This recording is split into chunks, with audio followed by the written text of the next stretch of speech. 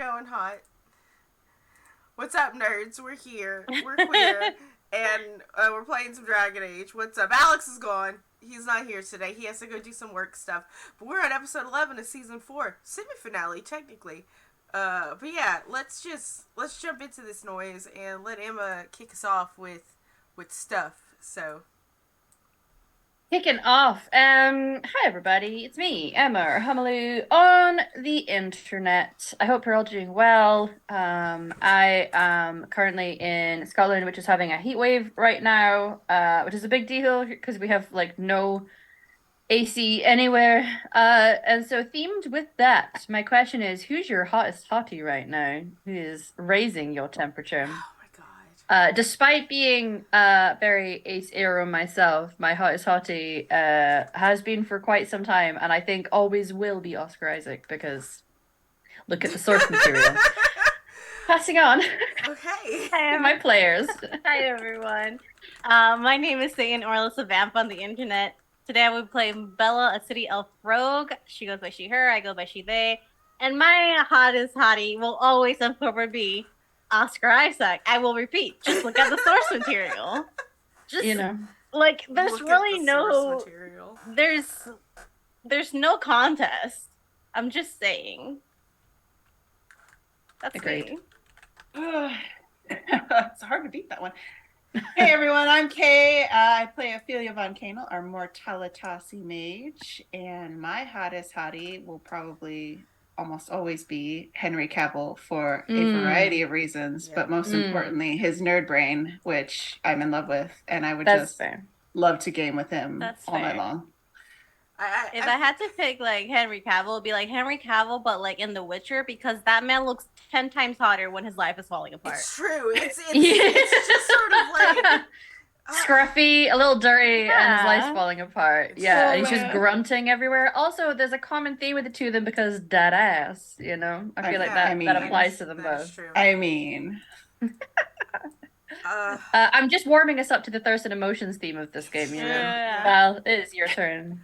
I know. Okay, like, man, hi, I'm Val. I bring our little dwarf right now, and she's got all kinds of hotties, because she's, a horny, poly, pansexual, so it's just, she's got hotties. As far as I am, I'm like, my husband's always my hottie, like, let's be here, and I'm trying to, think, because I haven't been crushing on any, like, actors or anything lately. Like, I've been really, really just happy in my demisexuality, and like I've been on this really unintrusive like ace arrow phase most of the summer, and it's such a relief when you go from like bipolar hypersexual manic. It's just like, oh, thank God. But it's not Oscar Isaac. I was actually telling this to Nick the other day, in that I appreciate that y'all hype up Oscar Isaac. I actually don't get it. Like, fair, I don't get it. Like, I don't yuck anyone's yum, but I don't get it. Like, some people have different tastes. Yeah, I mean, I always loved Daddy Pedro, so there's that. Daddy Pedro. But you know what? I'm just gonna go fictional here, and I love Rengoku from Demon Slayer. Yeah. So. Good. Any hottest hottie is valid. It's true. Yes. It's true. But. Hottest hottie? Anyway, so speaking of hot and hotties, this is a viewer-affected game. You can affect the game with your bits, subs, and donations. You can give us hotties. You can donate money here to have Oscar Isaac and Pedro Pascal as, like, NPCs of some sort. I'm just, like, traveling as buddies. Like, as traveling buddies. Bella's engaged. You can't do that to me. And she's monogamous. Darn. That's okay. Robin will take both of them. Don't do that to me. Do not Robin do that has to me. I'm just gonna be like, oh, you can join. Like, no, like, Don't do that to me. I will cry on camera. Someone do that to Satan, please. Give us money. That's yes. a $20 donation. Don't do as it. Nightbot is saying right now on cue, is that 100 biddies gives us rerolls, subs, and gifted subs will give us auto successes with a 6-point stunt. $5 donations give us focus points for all of our characters. $10 donations, you get to make an NPC. So if you wanted to make a buddy cop, or not a buddy cop because fuck cops, a tab. If you want to give us some bros, that's what you gotta do. It's like $20. But anyway, Yeah. that's us. 2 bros sitting in a hot tub. Yeah, just yeah, exactly. Does anyone ever notice that Pedro Pascal just dresses like a non-binary lesbian like all the time? Listen, his fashion choices this past year is so good for him. They're goals, Good for honestly. him. Yes. Like, all right. The fine. knitted like crop top. Oh yeah. What the it's just hell? Yeah. He knows what the people want. Yeah, You know, he knows. Yep. With the leg slit at the Met Gala with his leg hanging out, like good for Mhm. him.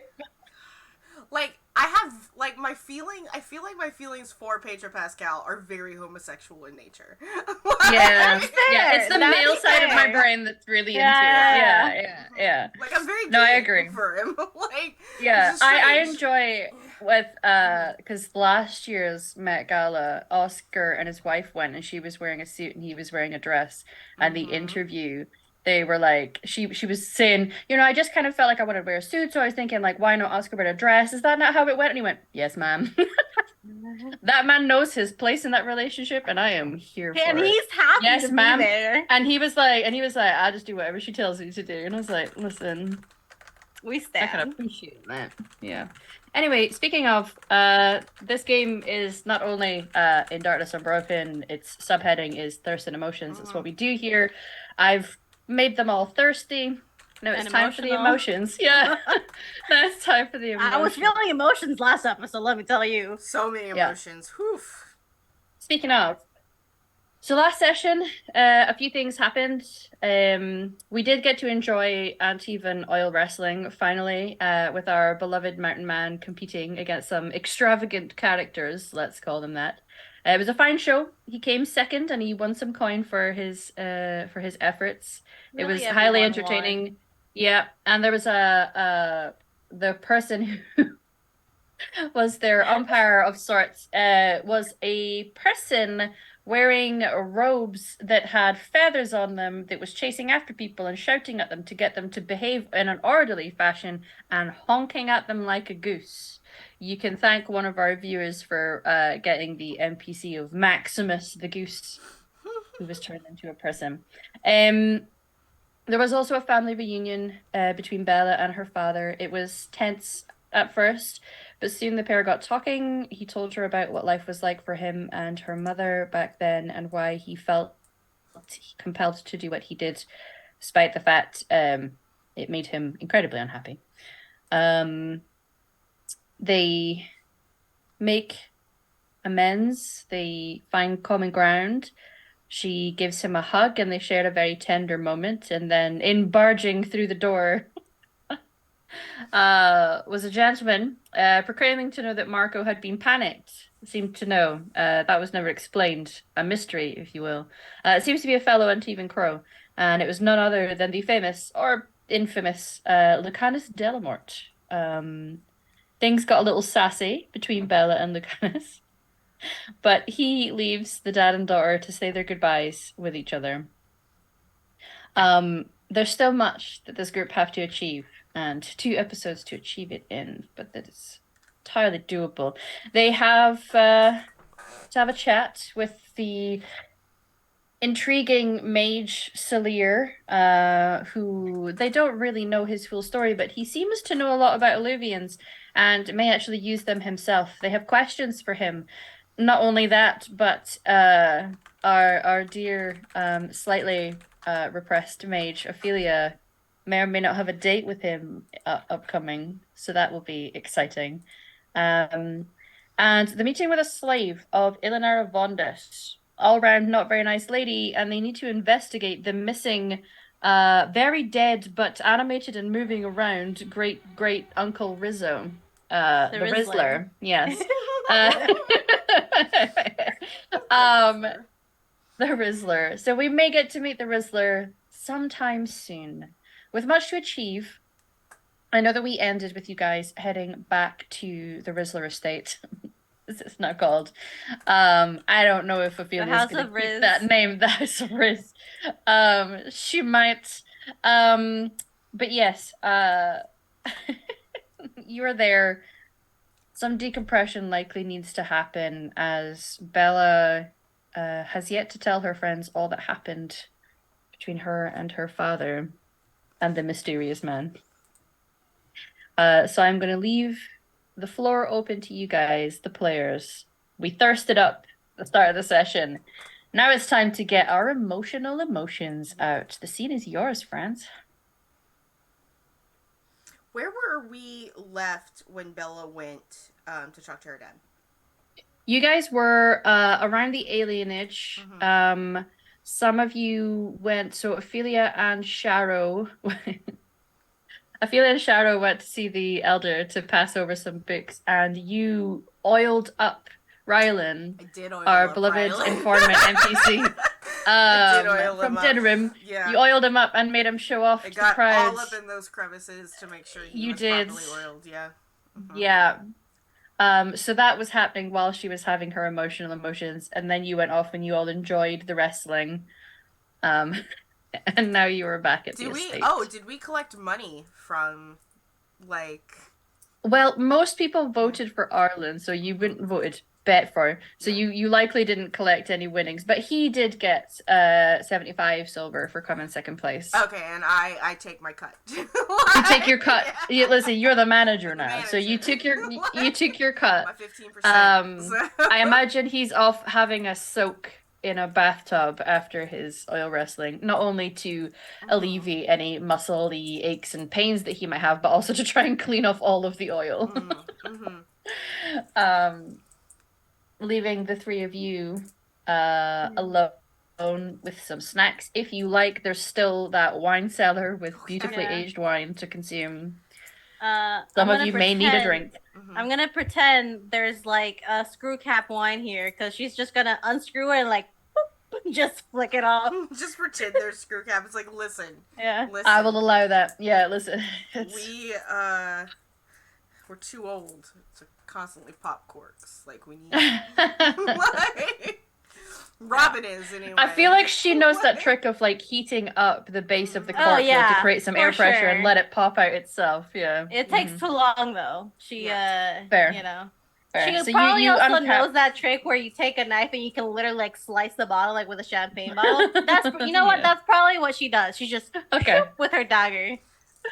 Wow. All right. You thirsty? Yeah. You okay? Yeah, I'm very thirsty. You okay there?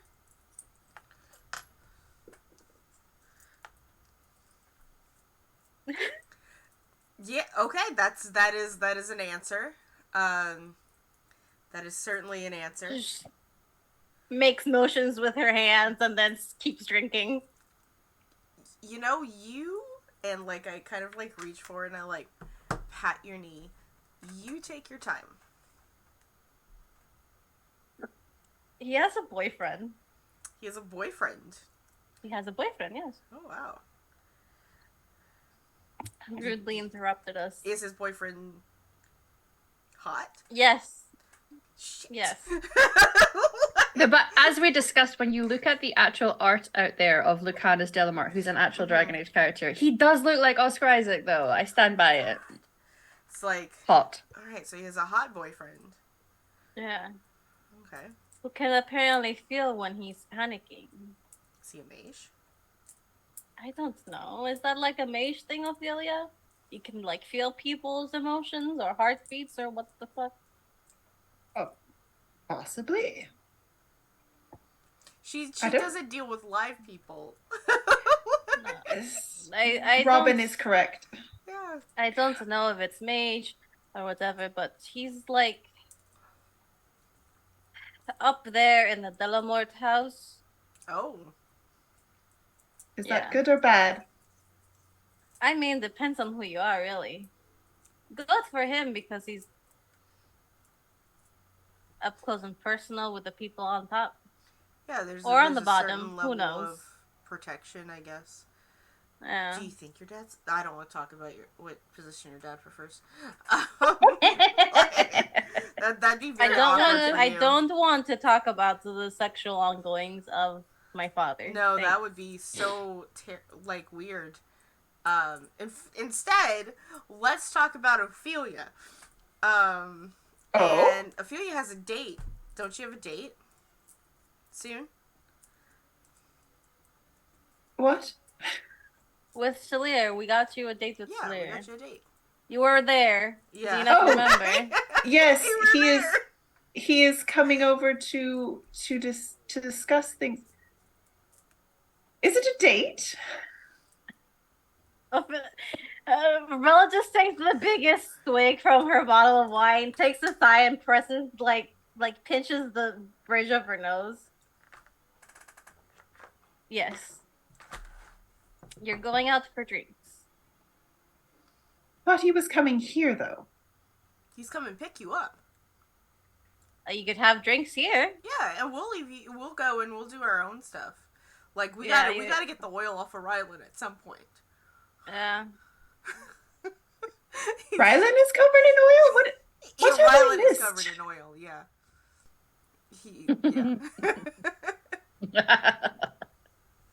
Maybe Robin doesn't want him to remove the oil though. No. I do. I just want to be like a part of the process. Just like I was a part of the. Anyway. I mean, are you excited, Ophelia? I don't know. I've never been on a date. That does not surprise me. That's okay. I mean that with no offense. I just, Yeah. emotions to you. I mean, even in the Grand Necropolis, mages are still not supposed to date. Not Well, you're not really. in the Grand Necropolis anymore. I mean, arranged marriages, yes, happen all the time. Dating? What does one do on a date? You get to know each other, you drink. Depending But on not who you too are as a much. person, you fuck. Yeah. What? Just remember that no means no. You don't have to. I said depending on who you are as a person. Absolutely, No just means no set and no those is boundaries. fine. It's Mhm. good. No is a full sentence. Yep. Fully Hard complete. stop. Mm-hmm. That's a child. What? It's like I didn't realize Sparrowhawk talks. Robert's having a weird moment. Hold on. Yeah, no Sorry. problem. Keep going. Yeah. But it's just do you remember your first date, Bella? Like ever? Yes. Yeah. Yes. Yeah. What was that like? Yeah. Awkward. Mhm. It was very awkward. On their end. Mhm.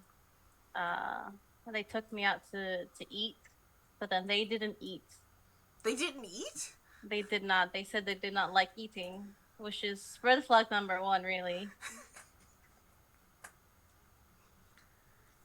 See, that's the complete opposite of my first date because the guy sat down and asked me like what my hobbies were, and I told them eating, and he's like, "Let's go. We can." Listen, I get it. Yeah. I didn't. Yeah. I was like, I don't know, 15. 15? Okay, yeah. I was young, My real first date though. Mhm. We went to a good tavern.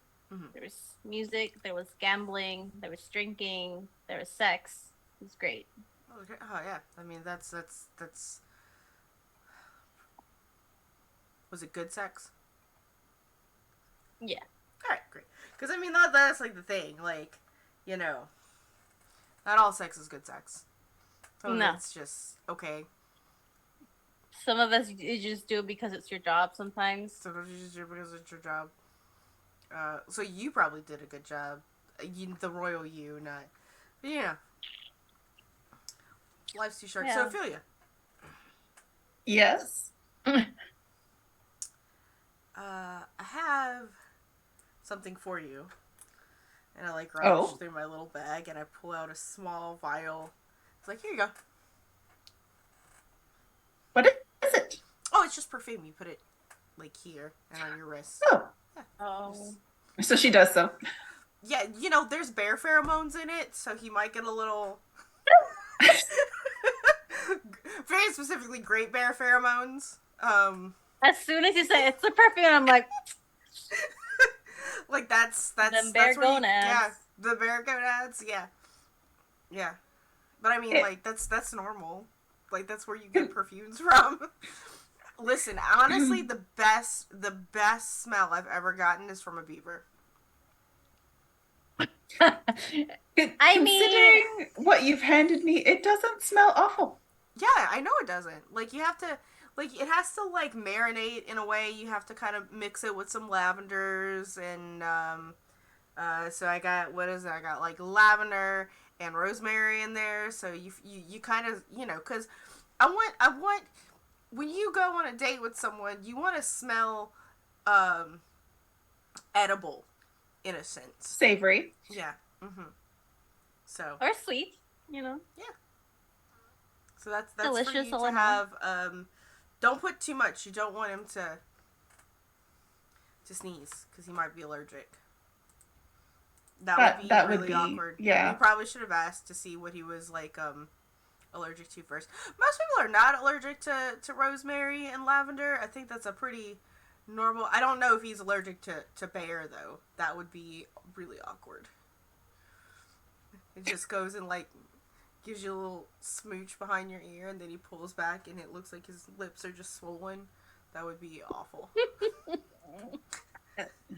And if that happens, I am so sorry. I promise I will find you a better date.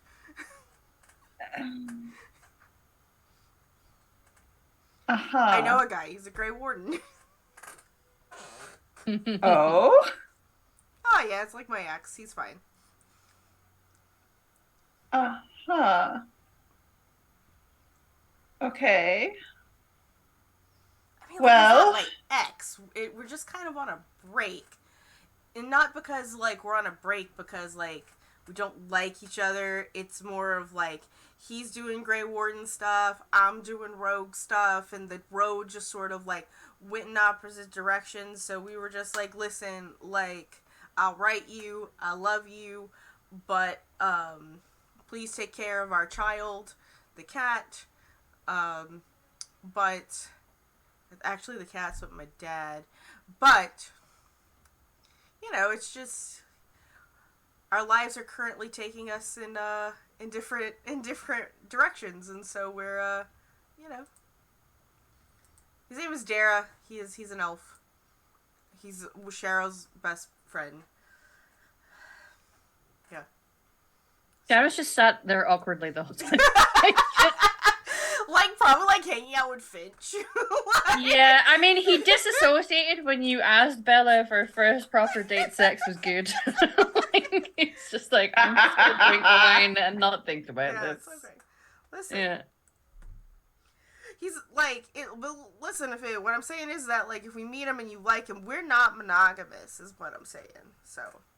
Because life is too short just to sleep with one person, or to love with one person, in my opinion, What? Oh, yeah. She's polyamorous. Yeah, I'm polyamorous. What is that? Oh, that's when you're just, like, you're not monogamous. You can have Multiple. No, various I partners. I understand. Yeah. Yeah. No, I've seen. I understand. Okay. In fact, he's not here, but, my ex, or my boyfriend, Dara, and Arlen and I had a threesome once, just for funsies. That's how I started dating Dara. I see. Yeah, In a river. in a river. It was a really nice river. I am not But that's sure only that if it that goes is... badly with Solaris. That's only if he's allergic to bears. Like, He's probably So, not allergic to bears. If he is not allergic to bears, you're fine. Just keep. Okay. We will support you in whatever endeavor Okay. you wish romantically with, unless Or he turns out, sexually. or sexually and sexually, unless he turns out to be like not your thing. Like, because you know there could be like this time where you're just like, man, this person is hot as fuck. And then, like, you hang out with them, and you're like, wow, this person is, like, the ugliest creature that I've ever encountered. Not everyone who's hot on the outside is hot on the inside. Yeah, it's true. it's understandable. Except us. We are equally hot on the inside and outside. Yeah. Yep. Well, you've given me a lot to think about. Remember, you don't have to do anything you don't want to do. No is a complete sentence. You have power over your own person. Do you need a poison dagger just in case? You know how to use a dagger. Yes. Do you know how to use Okay. it to not poison yourself in case? Probably not. Okay, you don't touch the pointy end. I could try paralyzing Stick him with him. the pointing end, yeah? Yes. Oh, that's true. That is true. But he's also a mage. Yeah. How does that... See, Are so they, he might like expect you that, but he's not gonna Yeah. expect like, you know, a little poke to the back of his knee. Ha!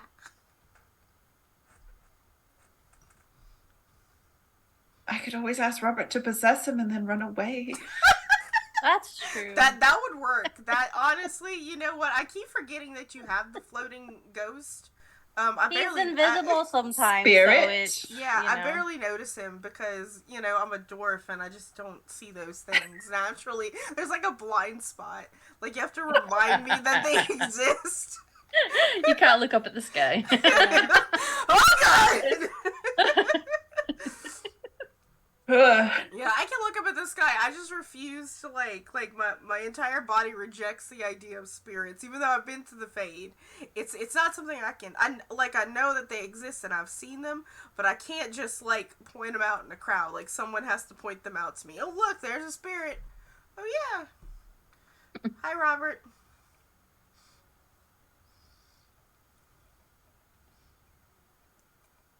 Okay. Believe in you. Yeah.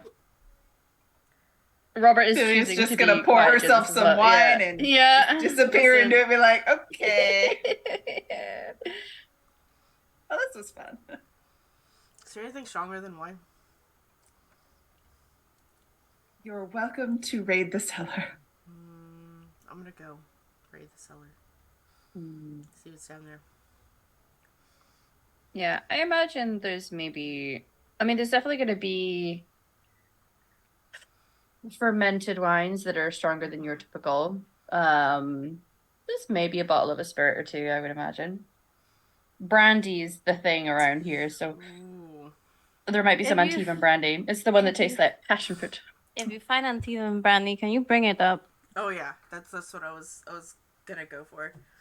Mm-hmm. Yeah. Yeah, you can find. There's not that many. He wasn't Antivan after all, so he He's got a couple. maybe didn't have too many, but there'll be a couple there just for when you have guests and that is what they're used to. It was good to stock up, and it's been sitting there a while, so yeah, aged Antivan brandy. I have a moment when I'm in the cellar and I just kind of droop because I get a little sad because I kind of miss Dara because I was talking about him, and then I grab the brandy and my pipe and I go up the stairs and be like, Rylan, you want to smoke? Always, my dear, always. Are you still slick? He wanders. He wanders into the room because he was elsewhere doing his own thing. He does that a lot. It looks like he is already in his cups or having smoked. It's hard to tell exactly, but he's got a sway to him that is more than his usual swagger. I don't know.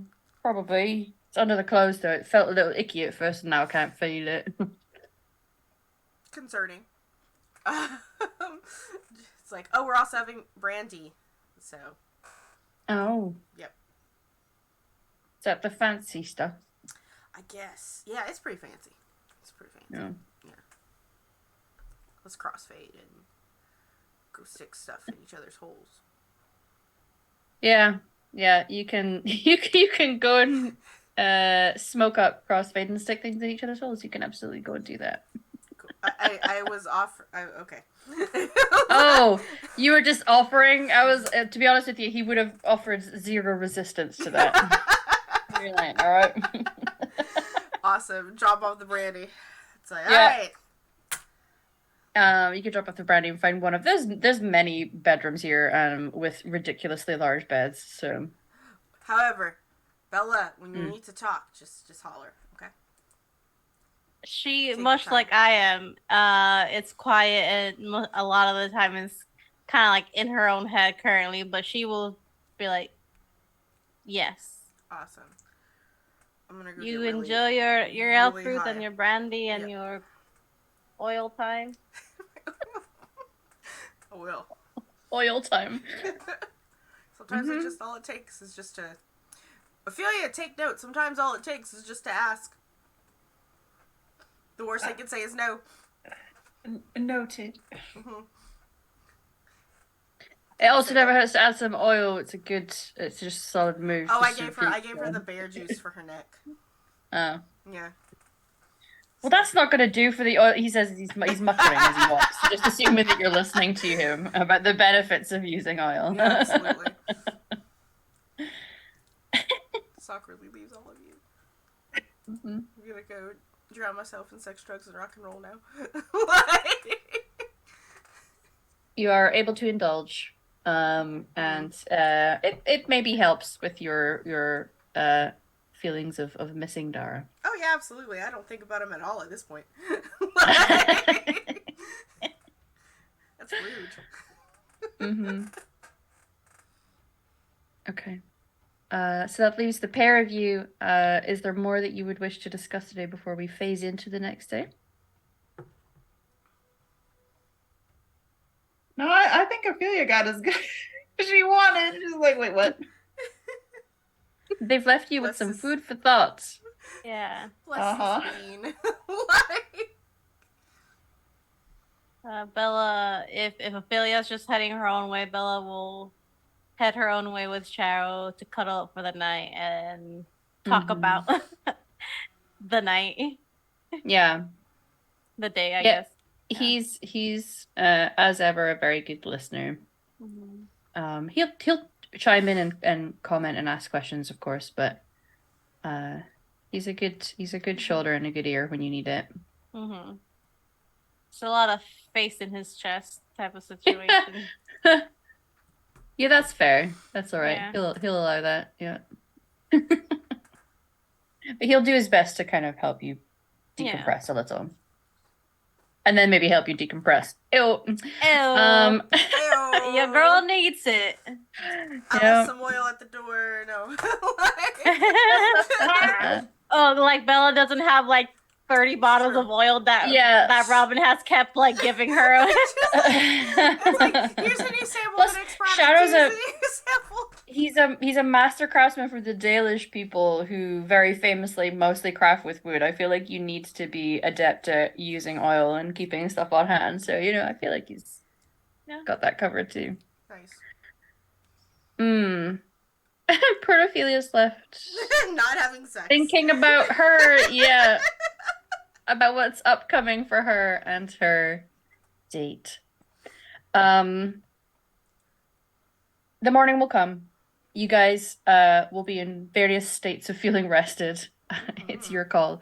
I imagine some of us we may have woken up a bit late. Is the feeling I get from the night before. Mhm.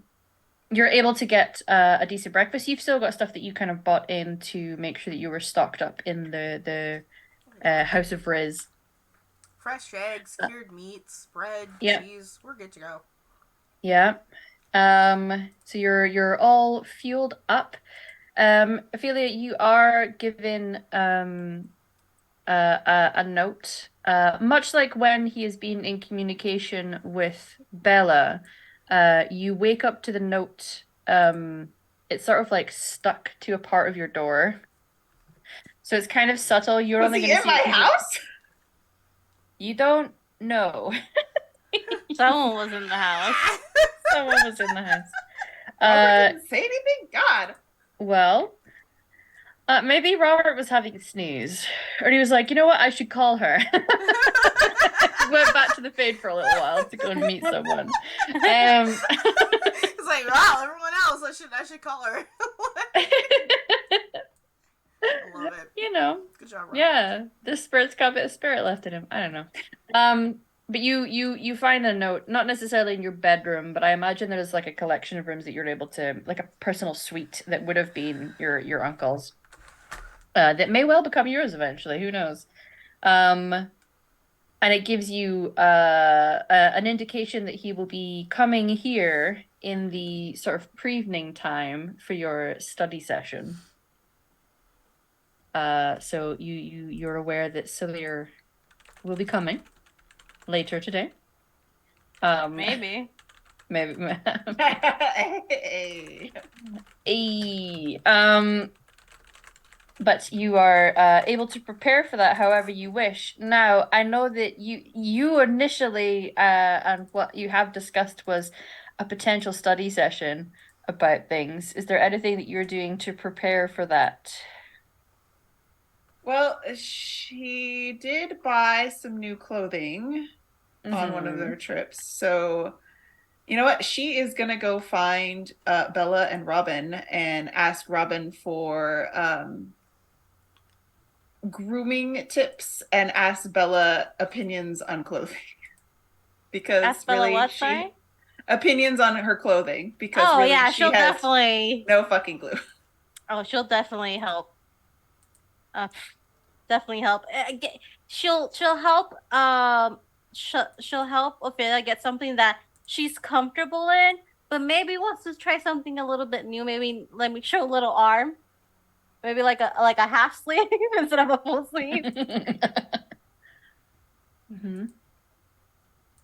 She will just take the recommendations in stride because really she has no clue. She actually wants to impress Salir. So Bella's gonna make sure that she impresses. Gonna get her a nice. Does she wear dresses? Does she prefer pants? What does she a pantsuit kind of gal? either or. So like while traveling, it's been like pants and boots with a robe that cinches at the waist. So she's used to wearing robes of different styles. Okay. So she will definitely do like more of a dress situation. So it's different than just traveling. And cinched at the waist, so it's comfortable, the same silhouette that she's comfortable with. Maybe a little nicer fabric. Does her hair up with Robin's help. Oh, yeah. And just nothing too extravagant, just something that's a little different, shows off her features a little bit more. A little bit of jewelry. She will give her that necklace that we got, that magical necklace that's like for seduction and like. Oh no! Does Ophelia know this, or does she just be like, "Here's a necklace," and Ophelia's like, "That's magical. It's fine. It's fine. It's fine. Don't worry about it. Don't worry." I would not give you something that's magical in a bad way. It just gives you a little boost to your persuasion and seductive skills. Do I have seductive skills? You will. Say it. Do you want any help with anything else other than like clothes for tonight, or? Don't worry, I have a goodie bag, and I'm just gonna lift up like your robe, Well, and I just like put it in the inside pocket. I meant maybe not necessarily physical stuff, because yeah, it doesn't have to happen. No. But are you Right, okay? no Are you means nervous? no. Yeah, no means no. And a I stab got definitely that. means no. Unless it's asked for, and then a stab might mean yes. Yeah, but are you all right? Are you nervous? Are you? Definitely nervous because I've never done this before in this way.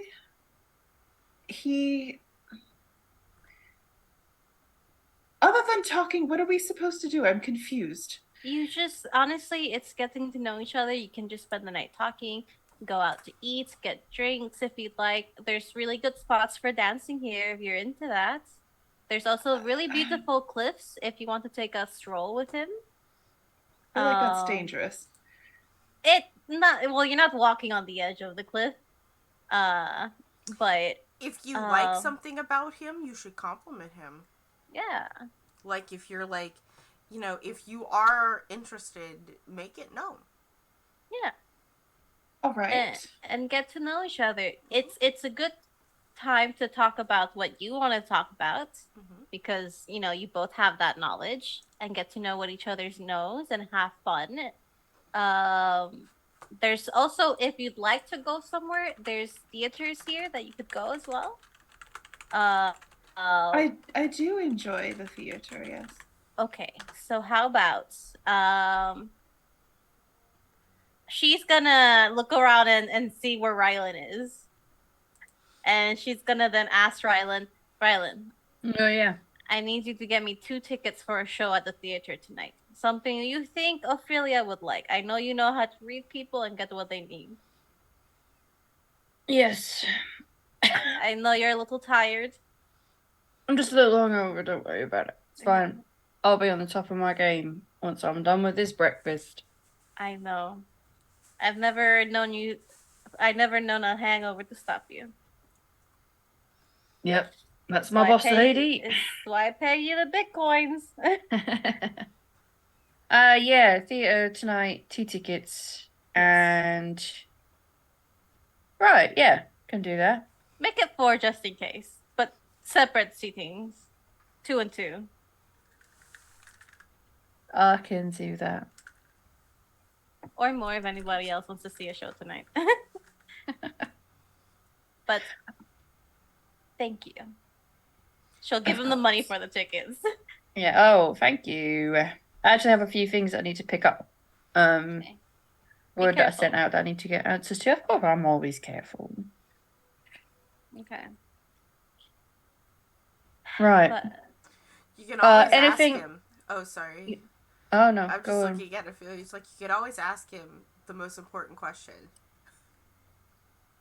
Which is? If you were a worm, would he still like you? What? Like, just look at him and be like, Bella, if I were a worm, would you still love me? of course, I would put you in a little bottle with like a jar with like little holes and the freshest soil. Thank you. And carry you around with me. Yep. See. Sharo, if I was a worm, would you still love me? Of course I would. Uh-huh. Yeah. But I feel like we are assuming you can get like terrariums that are quite good. uh-huh. Like big, give you plenty of room to roam. Rylan, if I was a She'll worm, give him a kiss. would you No. hotbox my jar? Terrarium. I would, but I feel like I would endeavor to also become worm, because then we could all have a worm party. We would be worms together. Oh my I would God. make sure we were all worms, because I feel like what it's Ride or about die. solidarity. Yeah, ride or die. Exactly. We'll all become worms. We're all gonna be worms. It's so great. Sharo, if you were a worm, I would try to get someone to make you a terrarium of ironwood. Thank you. Done in the old ways of another master craftsman.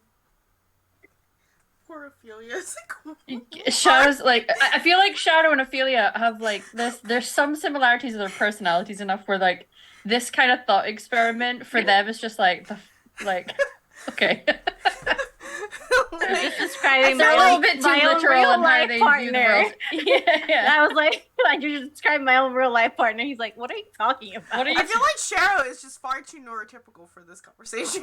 Yeah, or he's like a very particular flavor of neurodivergent that doesn't go on those kind of thoughts. Very logical, yeah. Very logical and literal, yeah. Yeah.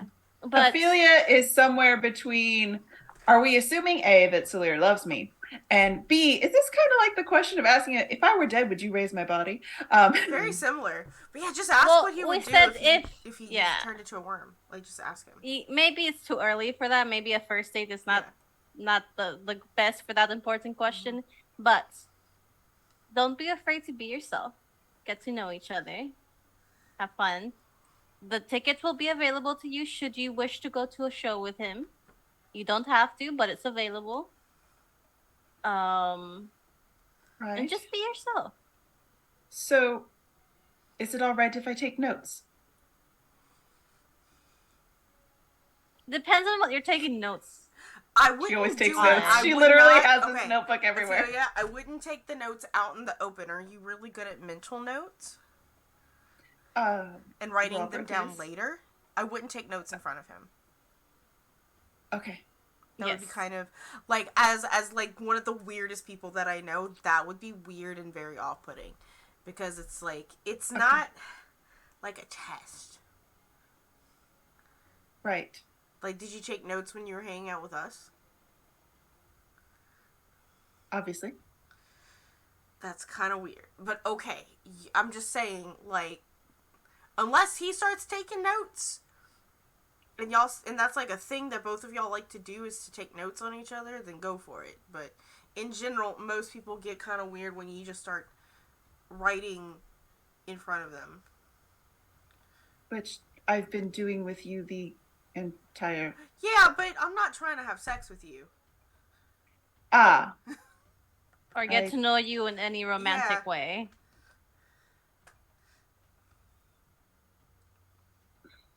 Okay. You got this. What you can do, this is actually a really good idea.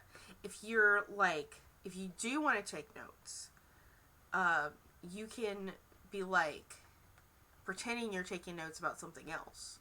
And be like, oh, that's really interesting. That bird is really interesting that I see. Hold on a second.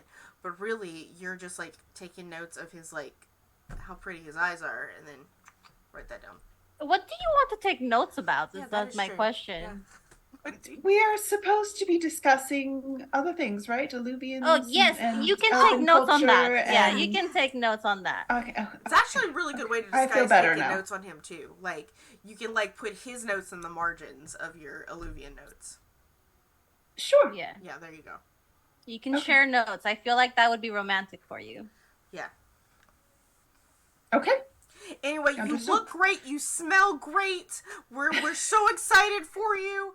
I'd offer you a toke, but you told me mages shouldn't do that. So in public. But if you need any sort of help, you can shoot like fire beams into the air, right? No.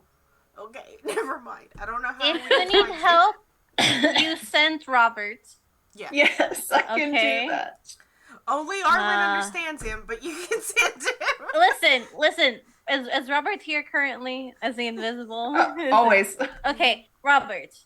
If she needs help, you make yourself visible to me, and you move around my head, like fly around my head like twice, specifically, stopping in front of my face, and then I'll know that she'll need help. You could probably just lick her. That would also be like a really I don't think I can feel that. Okay. Let's use the skull. You'll see the bobbing of the skull for you that seems to acknowledge what you've asked of him. Thank you, Bertie. Yeah. Oh, shit, the skull's here. Yeah. Yeah, it's Rylan. Bertie's always here. I know. It doesn't like register in my peripherals. Right. You know that's true. Unless I get you it. pointed out, yeah. Dwarf vision, yeah. Yeah. Vision. Rylan goes to head out. Is there anything any of you guys need me to go and acquire? I left a note at the perfume spring for Cillier to give to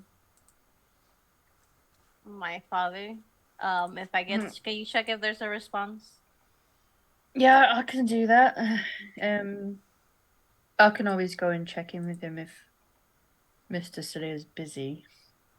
True. Up to you. Get yourself some good food. That's an order. I've already had had the excellent breakfast this morning, but you know I will be snacking throughout the day. Mm-hmm. Well, I'll take my leave then. Have a good one. And he'll go ahead out. He'll give Robin a little wink as he's leaving. Wink back. Like, it's like he's really good with his hands. Yeah. So, Yep. Awkward moment. oh, there's an ice cream truck running by. Okay, that's sorry. It caught me off guard. It's like, We have an ice cream. We have an ice cream truck here that will come around in the oddest times of the day. I've heard it at night, and it's a little creepy. So, have y'all That's ever... really creepy. Yeah, it kind of reminds me. Have you ever seen... Sorry, we're going to go on a quick movie tangent. Have you ever seen the Stephen King directed Stephen King movie called No. Maximum Overdrive? No. Okay, No. so it's Stephen King making fun of people making his own movies, okay? It's hilarious. It's absolute garbage. It's about all of the machines becoming possessed by space dust. I'm not shitting you. and the people are trapped in a gas station, and there's like an evil ice cream machine. There's an evil lawnmower. I'm not kidding you. This is a real thing. We will watch it, I promise. It's called Maximum Overdrive, and it's Stephen King. He wrote the script, he directed, he produced it, and he's parodying people that made his own movies. It's like, it's absolute... Who's in it? Not Charlie Sheen, the other one, the other brother, Estevez, is in it. So. Oh, Emilio. Yeah. Yeah. So, anyway, so that's... Wow. So every time I hear an ice cream truck, it actually triggers that memory. Of possessed ice cream of truck of with space like a dust. space dust possessed like cosmic horror ice cream truck. Amazing. Yeah. Amazing. We love to see it. Anyway, there's my Tism movie thing for the day. Sorry. Yeah. Listen, it happens a lot. I do it a lot when I'm at work, where I just like have some really oddly specific reference to something or a memory. So there you go. Very good. So, you guys are free to, I mean, you kind of done other things with your day, but the pre-evening comes after all of the preening and prep you guys have given Ophelia. So there's a knock at the door, politely and formally, instead of just busting into the house. I'm gonna open the door. Okay. Celira stood there. Hello. Hello. Come on in.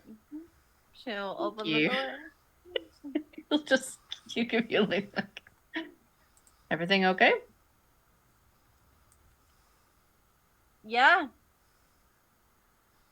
Mm, How's it hanging with you? great. Busy. Yeah.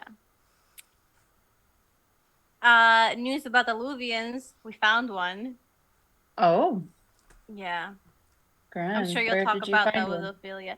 Yeah, the merchant prince's house. Mm-hmm. There's a lot going on there, so I'll get you up to speed another time, but I'm sure Ophelia will have questions. Ophelia! She'll scream out her name. Hispanic mama voice, like, Yeah. get your ass down here. Your boy's here. El muchacho está aquí, ¿dónde está? Ophelia will come down the grand staircase looking as gorgeous as she is, thanks to Bella and Robin. Mm-hmm. We're just accentuating her gorgeous features. Good evening. Leave the two Good of you alone. evening. Bye. Goodbye. I wasn't Sorry, sure give to... me a second. Okay, I'm good. Okay. Are we staying here to study or heading out? I have tickets to the theater if that is something that you enjoy. Can't say I go often. I'd be intrigued.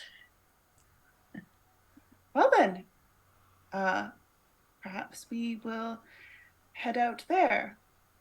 I'm assuming the performance is probably in the evening time, and this is probably like late afternoon-ish. This is late afternoon. This is pre-evening time. It's can study probably here, 7:30ish that the show will start. Yeah. So in Study like here, go to the show later. 2-3 hours, yeah. Mm-hmm. I know you said you had many questions. Yes, actually. We found an Eluvian. Sadly, I was not able to go through. We were in the middle of something at the time. But I drew pictures. I would love to see them. May I offer you a refreshment? Certainly. She'll What do you lead have? She'll lead him into one of the sitting rooms. Yeah. Where conveniently there is a bottle of wine airing and some glasses. Already open, yeah. Bella has prepped. Bella just prepped that real quick. Put a bottle of tea and brandy just in case. Put some glasses. All right, Ophelia will lead him in there and sit down and kind of like pat the sofa next to her. Yeah, he'll come in and sit down. Worth noting, he's definitely dressed differently. So normally, and for those who were not here when we described him last time, this is a very handsome, dark-skinned gentleman. He's got interesting hair at the ends of his twists. They're kind of like an orangey yellow kind of color. It's very interesting. And often he is wearing an outfit that is very much, adventuring clothes is maybe the wrong word for it, but dressed for any occasion, which often means you have to have somewhat subtle but definitely present armor, just in case. And he doesn't usually carry his staff or anything like that.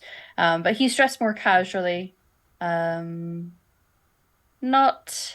like dressing up fancy for a date, like they're going out on the town kind of deal. You're not sure if he would be the sort that would do that. You still need to get to know him after all, but he's looking good. He probably also smells good. Worth noting. But he'll come in and sit down and gladly take a glass of wine from yourself.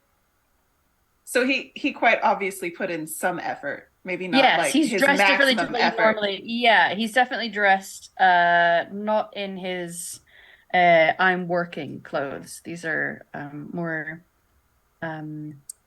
dressed down personal clothing, I suppose is the best way to describe it. All right. Yeah. Would he be able to notice Robert even if Robert was invisible? Probably not. He might know that there's like a certain magical essence to the air that suggests that there's something iffy, because the way that those wisps work when you summon them is that it is a spirit that has come through from the fade. So he'd sense that something is up, but not necessarily be able to see him or necessarily know what it is. Okay. But he's seen Robert before, so He has, yes. even though she would have asked Robert to be invisible, but she wouldn't want Robert to stay home, if that makes any sense. So she'll bring out her notebook, which she was told she could take notes on certain things, so she had her notebook with her. Yeah. And she'll open it up and hand it over to Celir at the page that has the information on the Eluvians.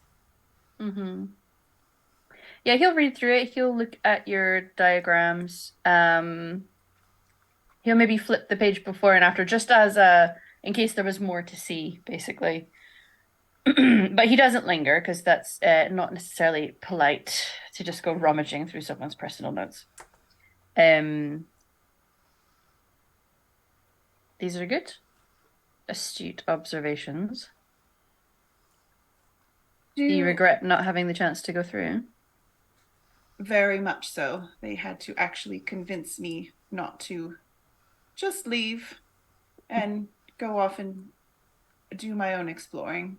Hmm. But we were in a dangerous situation, you might say. This was the breaking into his estate, correct? Correct. And the Eluvian How was, did that go? well, you might want to ask others in our party. I did my part, and we found some valuable information, and then I was very focused on the Eluvian, and they were focused on other things. It's not really my business to linger. I don't need to know the full detail of what that man did to them. Did they get what they needed? It would seem so. I hope, at least. Hmm.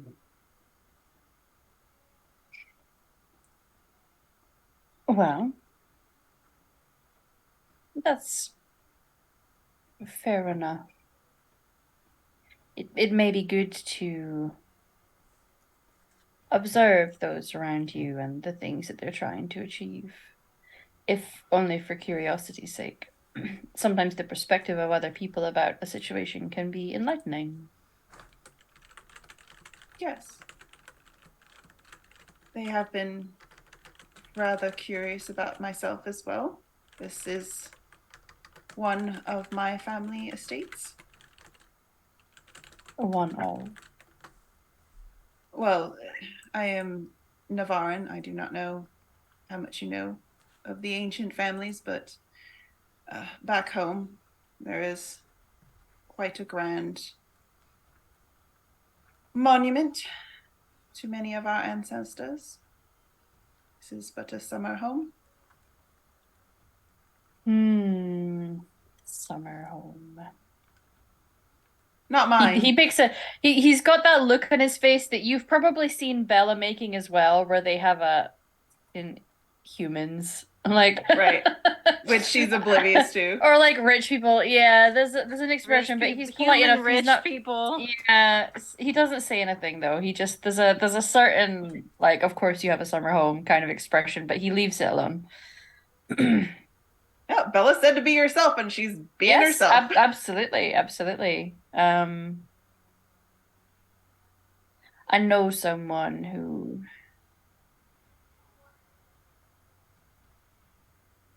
is not keen on the practices of your people. Oh? They are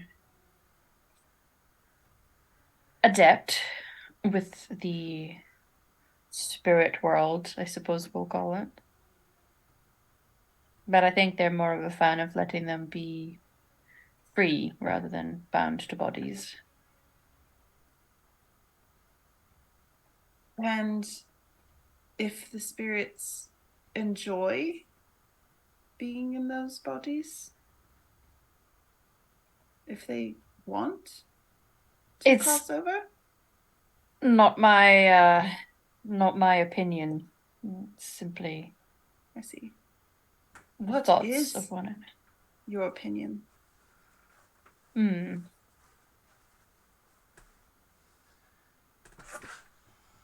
think we have to be very mindful of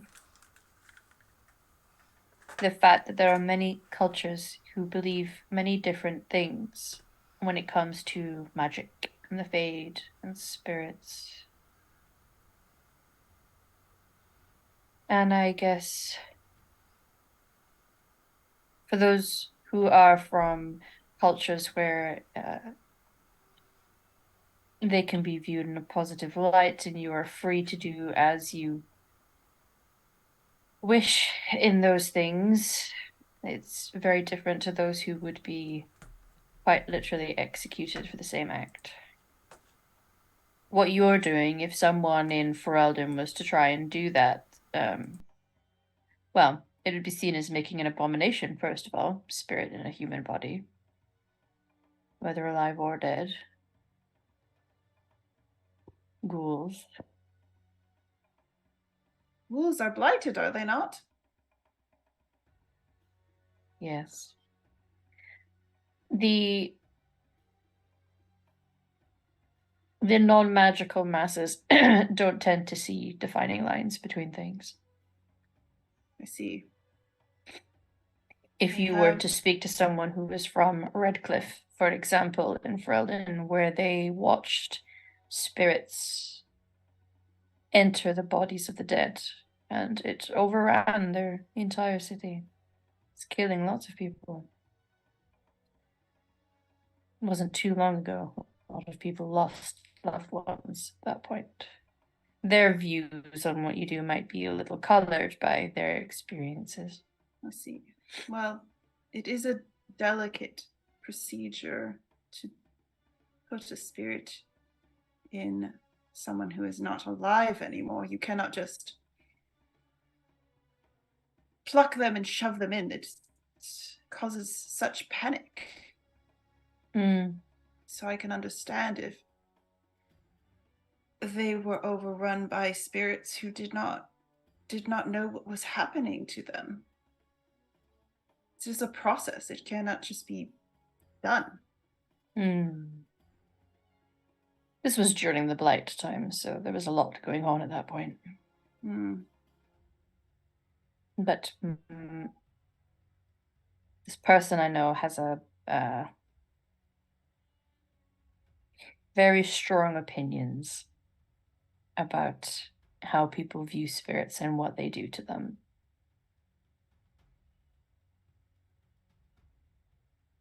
Will this person affect me? You keep bringing them up. No? Just a topic of conversation when you spoke about it. True. You seem very well traveled to know people from Redcliffe. I am well traveled. Do you use the Eluvians for that purpose?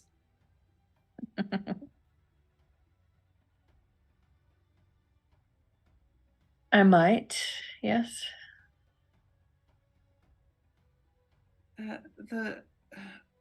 One of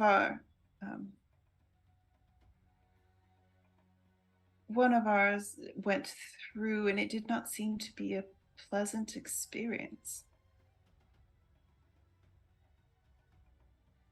Which was it that went through? Robin, our dwarf. That makes sense. Why? Can you roll a persuasion roll for me, please? Now, you Okay. are wearing a necklace that allows you to, I believe, is it adding +1?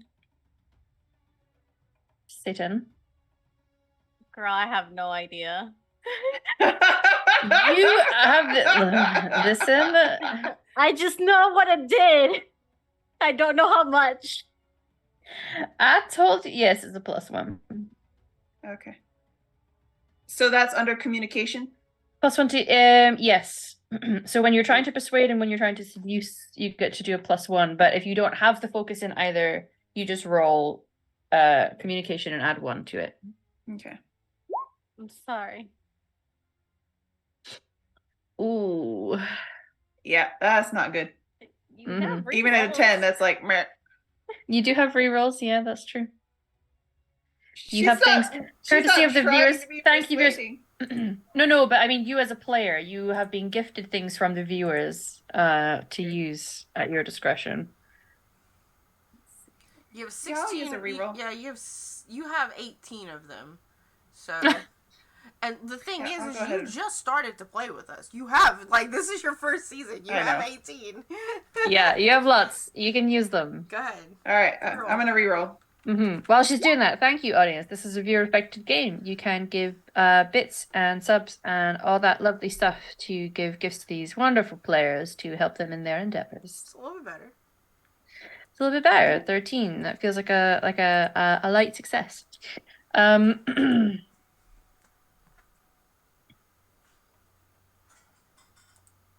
a simple sense, it is a place that feels uninviting and unappealing to people who are not of the Elven. Would that include mages? Yes. So if I were to step through, it would be inviting to myself. Yes. I see. And I've heard it described as a grey place. I don't know most of the people I know that have encountered these before. There are not many that are not elven that have used these over the years, over the centuries. It's a very different experience for the elves. Did Ophelia know about the information in those books? Was that shared with her before Bella handed all that stuff over? Does she know about the Kunari thing? Yeah, we discussed it Mhm. in a group when we came back. Okay, so she knows that the Kunari have been using it. Yes. Possibly, yeah. Or there was notes of it, right? There's chat that suggested that when they have come to meet with Bruno Aguilar, it was via that Eluvian in that room. Okay. So how off-putting would it be to travel long distances through an Eluvian if you were not an elf?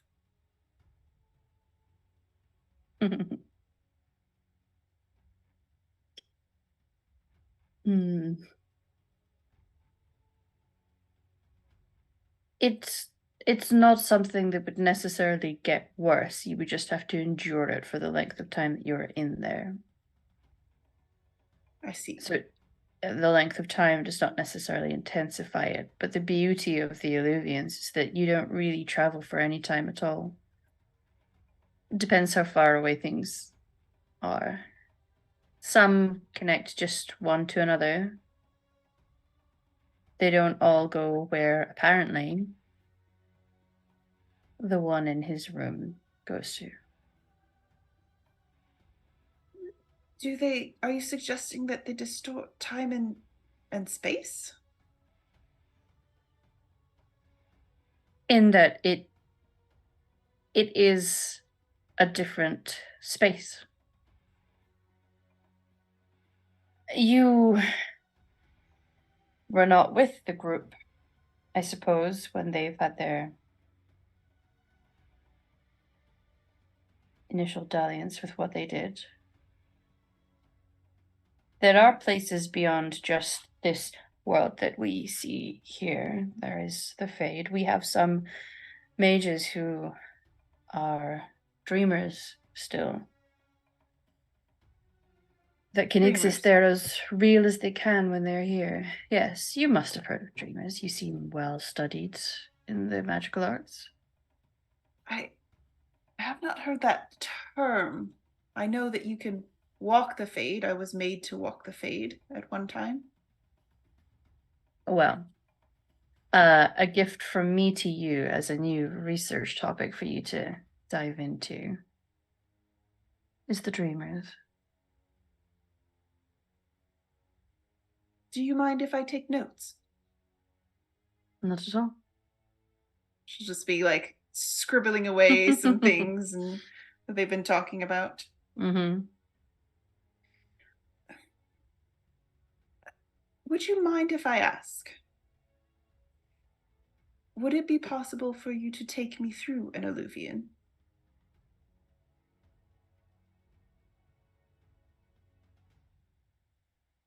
Where is it that you want to go?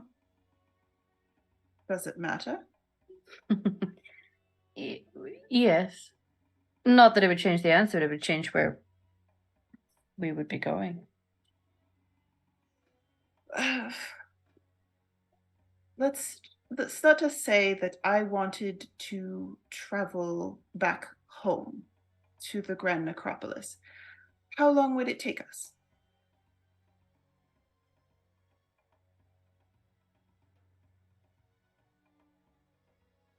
Give or take half an hour.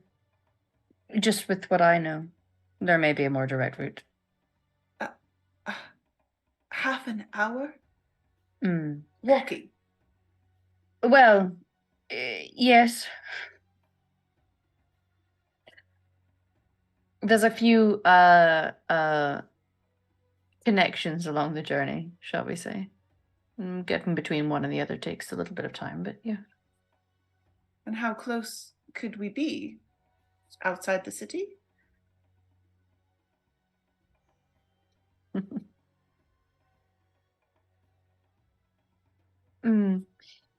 These are quite closely held, let's call them trade secrets. I see. And as charming as I find you, you're human, and that's not an issue for me, but in terms of these trade secrets, they're not something that we tend to divulge with people that we don't know are completely vetted and considered trusted sources of information. I see. And who is this we?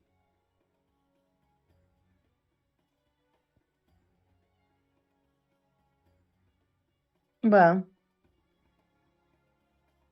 there are elves out there in the world who see how oppressed, mistreated, in some areas it's gotten so bad as being close to genocide. We're not happy about that, and we try to help where we can, much like your friend Bella. I see. It is because of your connection with Bella I feel comfortable enough telling you this, but I do want to impress upon you that this is very private information. I understand. Just as there are probably pieces you know of myself and my practice that are also private.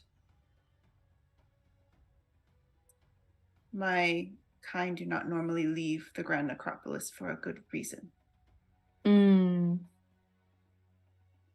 No, you're right.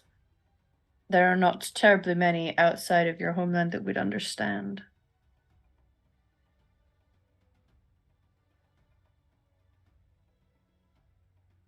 Well, this is a lot to digest. May I ask something else that has been on my mind? Yes.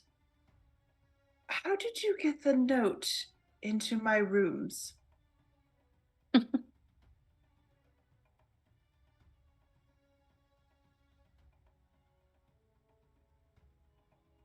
I'm a very skilled person. How And skilled? I know people that are very skilled. Very skilled. Skilled enough that not even my friends noticed you. Nor the dog, apparently. Yes. So, We who possess magic are capable of so much more than they ever train us to do in our various official bodies of education. One nearly needs to take the blinkers and the training wheels off. are you saying that I have not come close to my potential? Yes. It's not a bad thing. I don't know if you can hear those neighbors' children. I apologize. They're obnoxious. Pay them no mind. We are too close. Yeah, children in the neighboring garden. I would say that that's a fair estimation. I would like to think that you're bright enough to know that about yourself. Well, I still am an acolyte and I have much to practice. Within the bounds of what you are to become, yes. There's so much more than just that, though. Such as? Being able to get a note into somebody's private rooms. I do not think that is an avenue I wished to explore with magic, to be honest with you. No, but imagine the job that you did trying to break into this person's house and all that you were achieving. Now, the group that you're traveling with seem like they too have a lot of skills, and it's good to have a group that are diverse. I don't work with terribly many mages, but I have learned skills that help make their lives and their jobs easier too. I see. Mm. I feel I understand that my powers were there to assist in what they were doing. Most certainly, but I had not considered... Imagine being able to render yourself invisible and able to get in there without any staff being able to see you. And then again, using magic to pass through a wall, maybe. You mean as Robert does? Hmm. So move freely through the world as a spirit would? It's possible. For a mage to do that? Yes. My kind, the elves, used to be exceptionally talented and powerful mages. All of them. We were all beings of magic at a certain point in history, and then it all went to shit.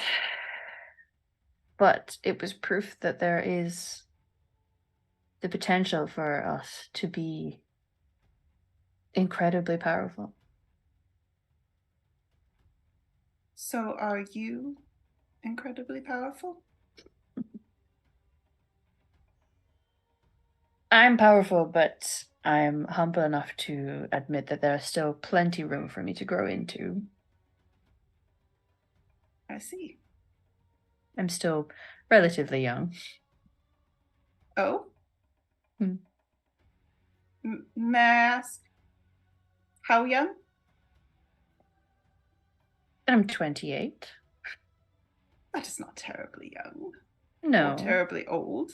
It feels terribly young to call myself magnificently powerful, though. That is fair. Oh. How rude of me.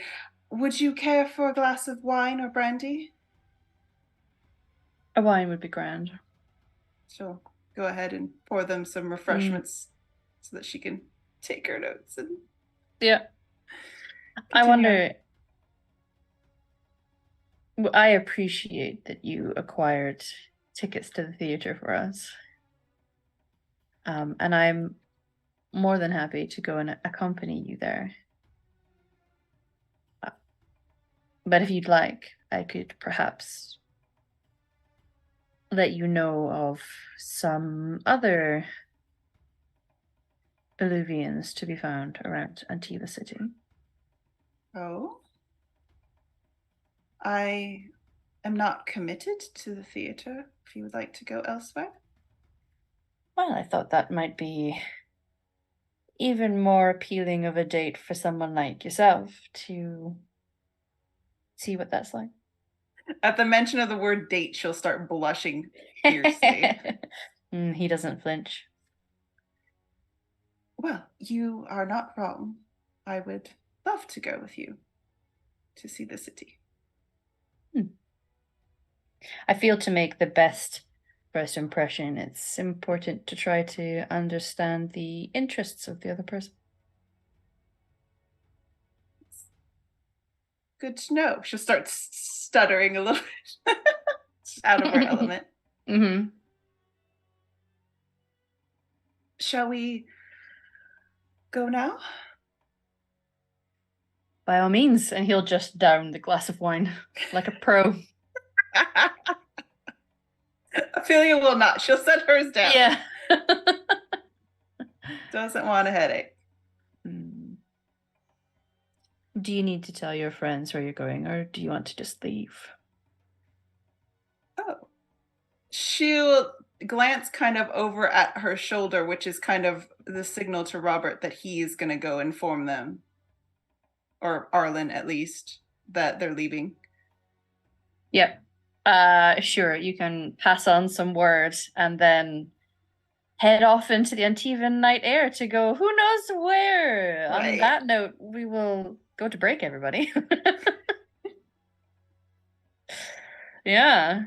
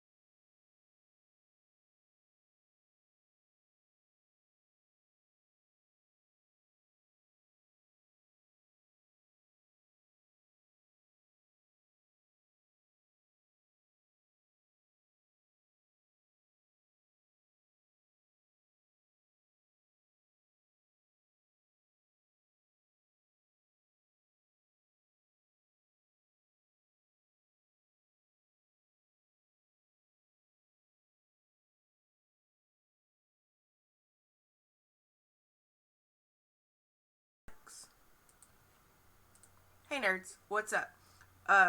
We're back. Second half of the second to last episode. I have something important to show everyone. This chicken tendy, because Well, it's a bonus. it's it's just something that this didn't happen on purpose, but I guess just content warning. I'm gonna be eating chicken titties for a hot second and some apple pieces, but it's my first time eating today. Anyway, Yeah. we're back. What's up? What is up, indeed? The sky. I So can't look at it. we dwarf vision. Okay, so we ended with Celia being kind of smooth, honestly, and offering to take Ophelia to an Eluvian instead of the theater for a date because he feels like she might appreciate that more. So they are heading out. Word was left, perhaps with our. So when that gets back to you guys, we'll see. You may just assume that they're off to the theater. But you guys are free to head out. He will take you on a little walking tour of Antiva first and kind of point out that there's maybe a couple, and that typically you find the wealthy and the powerful. Occasionally they may have collected items like this, occasionally, and not be aware of that which they actually hold, and that is something that they can kind of exploit if you know where they are. So he will be taking you on a walking tour. But we ended with your scene, so we will hop back over to our besties. I know you're eating your chicken tendies, but you know what? Maybe you're doing that in character too. Robin's always snacking. Besties, listen, yeah, it's a mood. Yeah, if you're gonna be a stoner dwarf, eat your chicken tendies. What are you guys doing? Yeah. I suspect that there's one time I'm covering them out because there's apple in it. Yeah. I suspect that at one point, Robin's like, "So hey, what kind of the beach is like super rocky here, right?" Yes, it is. But there's some good tide pools, right? Oh yeah. Listen, I remember I would take Marius to the tide pools, and we would look out. There were little starfish and crabs in there. It was great. I need you to take me to the tide pools so that I can forage for like seaweeds and sea urchin and stuff like that, because oh yeah, it's like the best slugs. place to do so. Like we gotta be careful which ones we touch, but yeah. Yeah, let's go. All right, let's go. And then she'll pack a little cheese and apple platter and for chickens. them, apple and yeah, some snacks, some snacks and Let's some go play bottles on of the wine, beach. We're some going to the brandy. beach. Bye. Yeah. Like, She'll take you to the best tide pools. yeah. So as we're at the beach and I'm picking up rocks and licking them and all that other kind of stuff. So, how you doing? I'm processing. You wanna process out loud? Sure. I think it's been a hot second since we really talked. We've been so busy. It's weird. I know. So busy. You have for sure. I've just been tagging along. I'm sorry it feels that way. I don't mind it. I really don't. I mean, considering, a few months ago we were in the deep roads and my boyfriend was possibly gonna die. Like, I could honestly, this has been a stellar vacation. I'm glad at least. It was weird. Seeing him. I've not thought about this man for most of my life. And then it wasn't until the fade that the idea of him came back.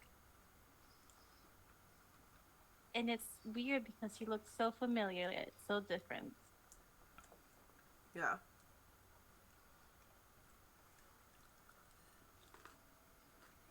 I wanted to be angry, but I understood. Which I guess says something about me. It's weird not being just angry. But I mean, you're almost 30 now, so yeah, understandable. it was either he would leave or they would take Marius and I. So I understand his decision. But much like I told, it doesn't mean that everything else just wasn't shit. It was a shit Doesn't mean situation that for you have to everyone. like it. Yeah. Told him I was getting married. How do you take it? Good. He told me that for what it's worth, he's proud of the woman I've become.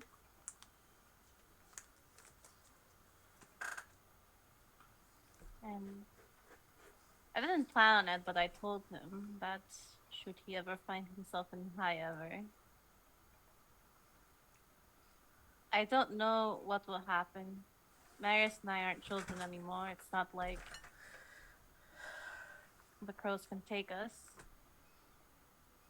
But Well, you don't need I the might. crows. He's not supposed to be around us, though. Hmm. I think now would hurt him physically more than anything against us. Do you know why the crows were after wanted to do stuff to you, or was it just because they wanted him and that was the ultimatum? My father was already a crow when we were born. Mm-hmm. And they take in children, Gotcha. train them, and those that survive get to become crows. Mm. It's very harrowing. Not many people survive it. Not many children survive it. He wasn't supposed to have a family or partner or kids. He said he thought he could keep it secret. But it's hard to keep secrets from an organization that's built around secrets. Yeah, I mean, honestly, that was a miscalculation on his part. Yeah. And things got worse when I came out with his hair. It's not very common. Then Marius. And so the crows gave him an ultimatum. Either he left or they would take us. Honestly, it was probably just someone was really mad that their rules were broken, not necessarily interested in you. What was that, sorry? I say it kind of just sounds like someone was really mad that their rules were broken, not necessarily a personal interest in you. No, that's what I figured. Mm-hmm. I mean, They're not nice when the rules are broken. Their rules, at least. regardless of crow rules or not, do you want him back in your life? I don't know. I've been without him in my life all this time. It was like seeing a friend you haven't seen in maybe a decade. You have very vague memory of them, and there is an attachment of sorts, but not really, like the ghost of one. But it was strange because to him it had been his whole life. And I could see that it pained him.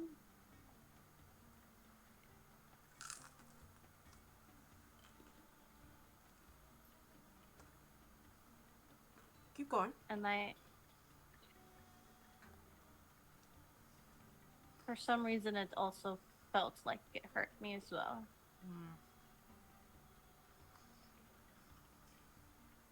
And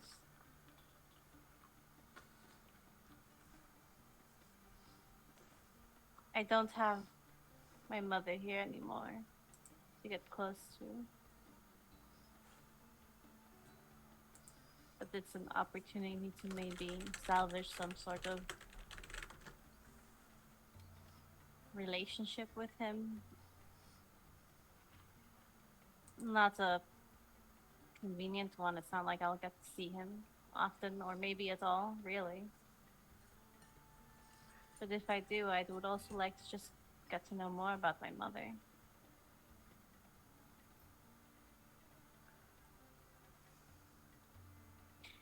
I've not thought about my past for a while, and it's strange to do so all of a sudden because the past is the past and we have to keep moving forward. That's how I've learned to live my life.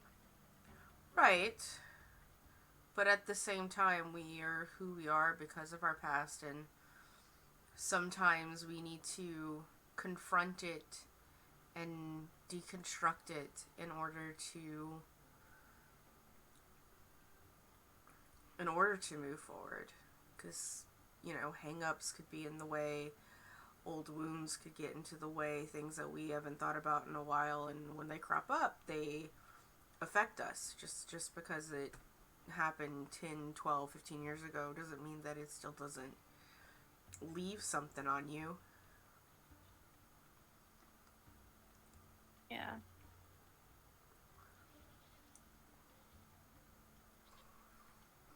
I still have to deconstruct the fact that there's a floating skull following me around. Yeah.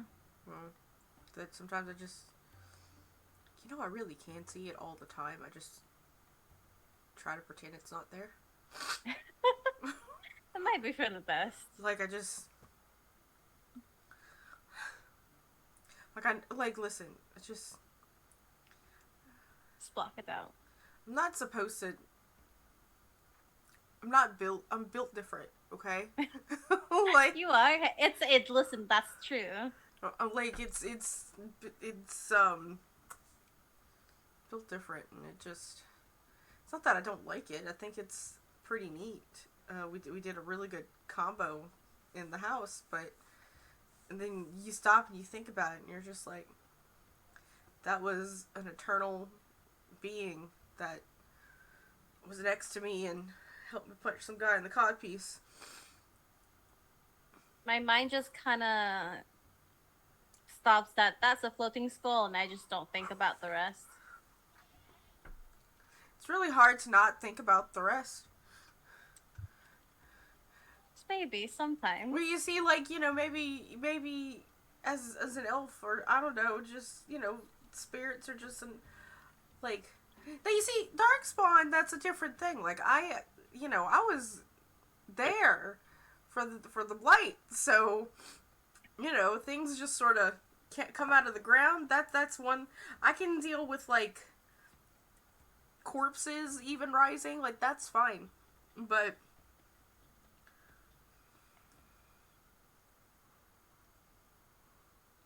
I don't want this to be a repeat of Faywin. I understand. Part of me still feels bad about being so mad at him. But you have a right to be angry.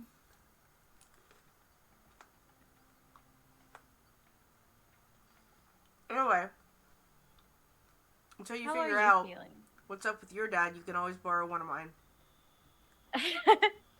I do like your parents. Mm-hmm. How are you feeling with everything that's happened? With Dara, your brother? I'm glad that Dara and I are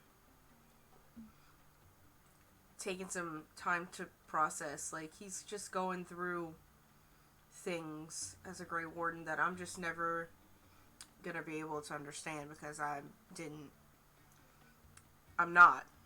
Like, that's a whole different world that he's a part of now. And it saved his life, and that I'm grateful for, but I don't know, it's there's something about it that sits a little weird with me on it, but I can understand. Yeah, he's got to work through that, and that's there are other people on this planet that can help him with that, and it's not me. And I'm just glad that he's doing what he's got to do, and I can't wait to see him again. So, that's how I feel about that. I miss him. That's fair. I mean, We don't always have to understand in detail everything about our partners. Mm-hmm. Yeah. Sometimes just accepting and being there for them and allowing them to explore that other part of themselves and other people to help them that are not us. And accepting that is the way to go. Yeah. As far as Crane goes, that's still kind of weird. For someone who also knew my mother, or like you and I both don't know our mother that well because of various circumstances. Ours is. Mine was Carter bullshit, so there's that. Mine was crow bullshit. Man, so there's no that. wonder we found each other. Yeah, I mean, I think that giant catfish was doing us a service. I know, like.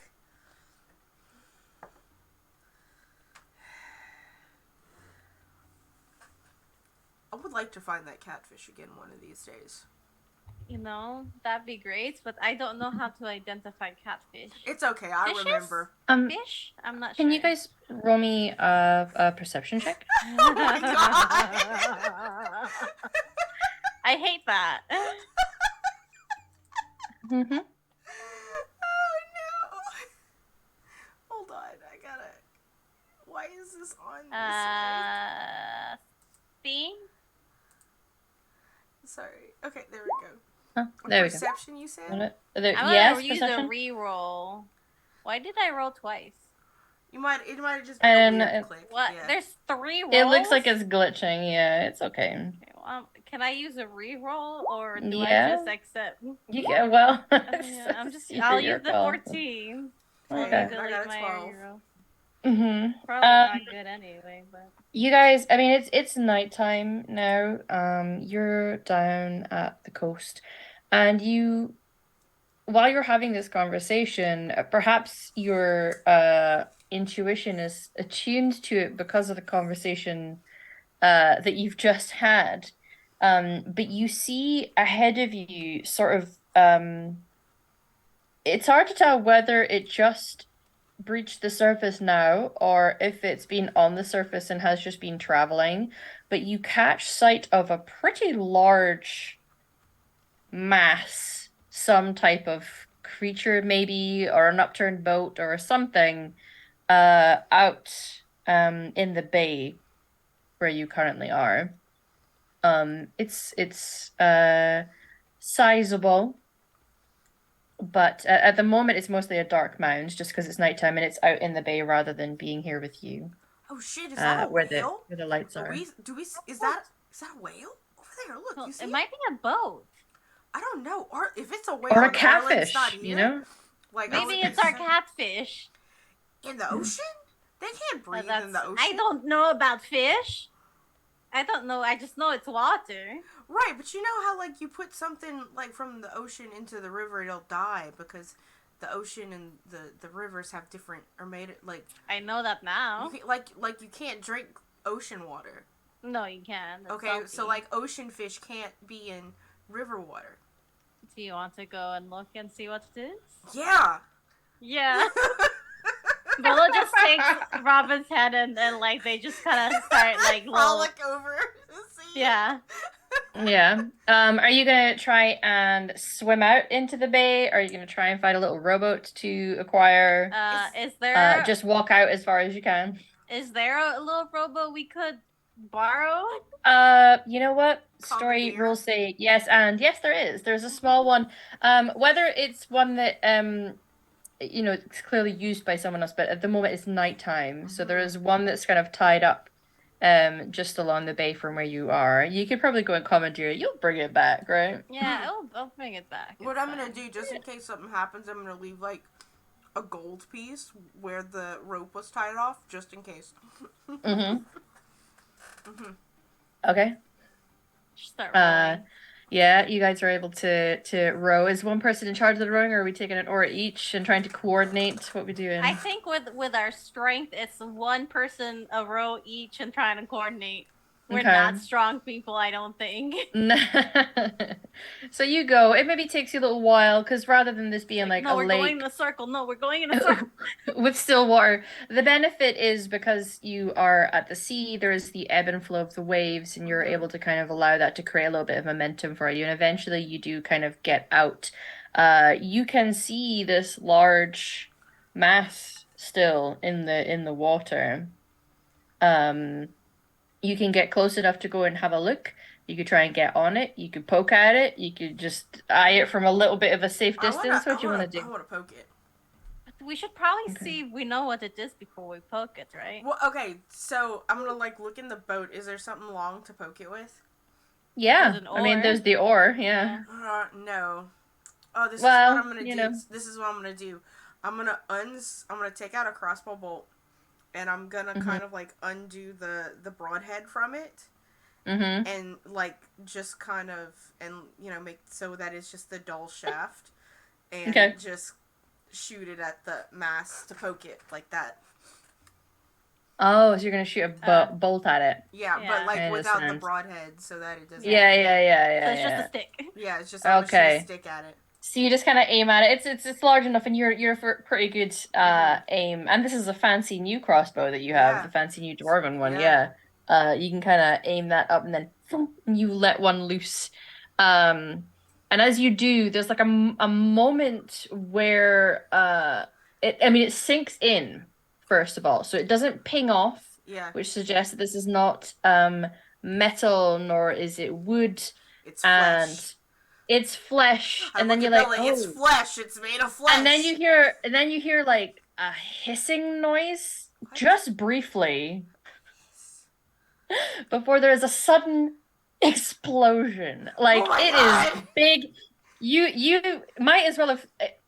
For a minute, you're maybe like, I mean, was there explosion? This is a new crossbow. Maybe there's like a magical effect and it actually creates an explosion. You're not really sure what has happened. You don't have time to react. The boat rocks. There's water that kind of comes in. And then there's like that delay. And then the boat and yourselves are absolutely covered in mostly rotten whale innards. As you basically punctured the gas that was keeping that whale together. Maybe it would have naturally exploded anyway, but you assisted it by puncturing a hole. We're so lucky to be alive. There's just this sudden moment where you and the boat, everything's kind of full. It absolutely reeks. And you can hear like some shouts of some dogs barking somewhere along the bay. Like they've clearly heard that something's wrong. You can see some torchlight, like maybe some of the people who were there are like, what happened there? But you are currently in a boat. We're so lucky to be alive right now. I want to go home. Let's go home. I'm gonna row this boat back, and we're gonna go take a bath. You row it back, and there's a weird kind of like, because the boat was like half full, it's just got like whale guts and innards and yucky stuff and seawater in there. I'm gonna leave that gold piece there to compensate for the cleanup. Like, but as soon as like we get to shore, I just like get out and I just like leave. I don't want to be here. It is going anymore. to be a long, soggy, stinky walk back to the Riz Can estate. we find like a place from the ocean where we could just kind of get in that it's clean? I mean, yes, you just could get definitely. I know we still stanky, but at least get the guts off. Yes. Yeah. You can submerge yourself in seawater just to kind of. I'd rather smell like seawater than. That is true. Yeah. Yeah.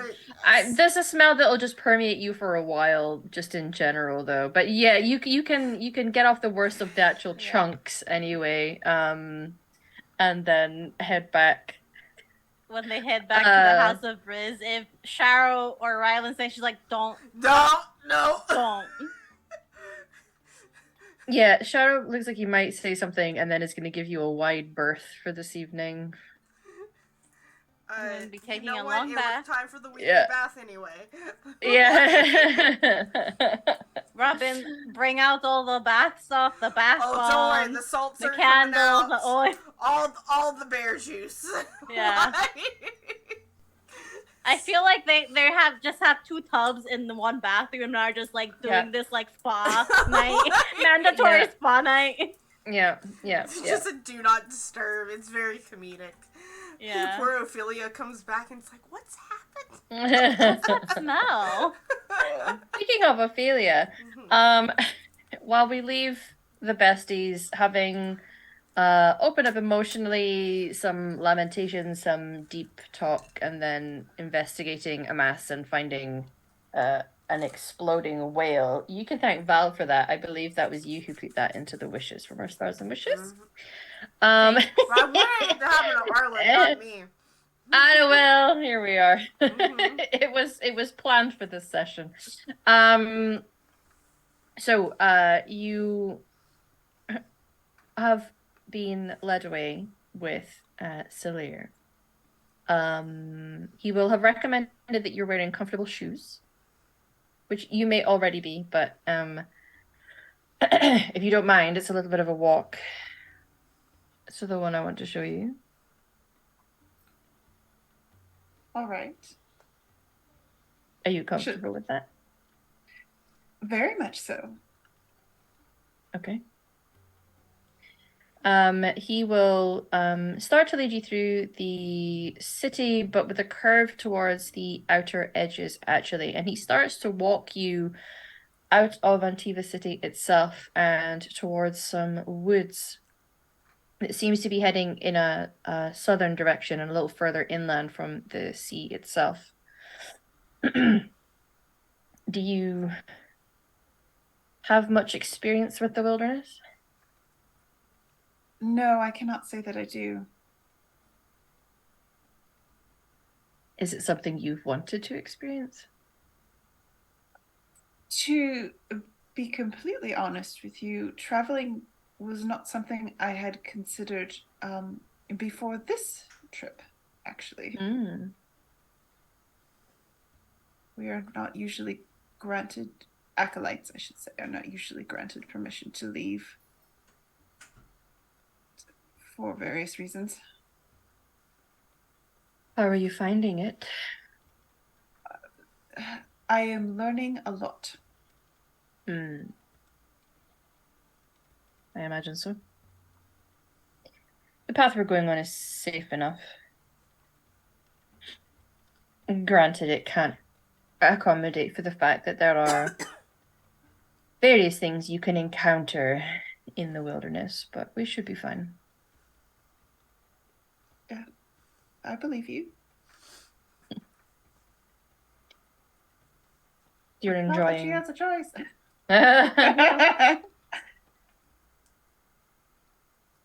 So you're enjoying your time outside of your necropolis? I am, in fact.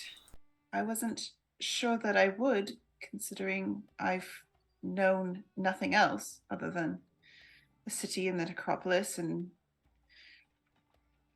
my life. But I have read much, and I am very surprised at what life is like for others. Well, that's good. Not many choose to look around themselves, or in many cases look below themselves and take into account the lives that others are leading. Yes, I think I understand you.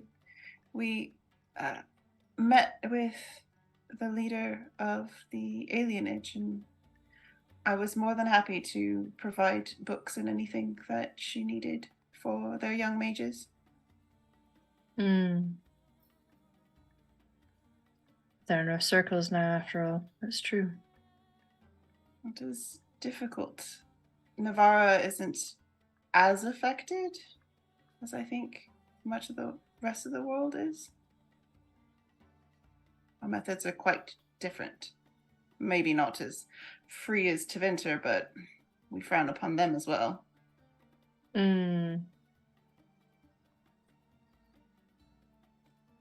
It's been a trying time for many. So I'm gathering. Is it your intent to go back to your necropolis when your task is done? Well, that is part of my task, is to return. I have not been granted full freedom.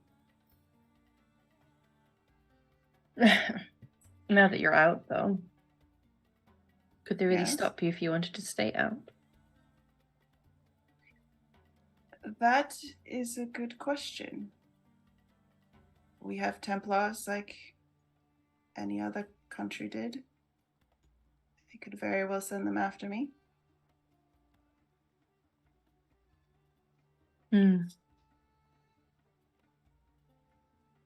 They could. Templars have disbanded now for the most part, along with the mages. True, though our Templars were never jailers.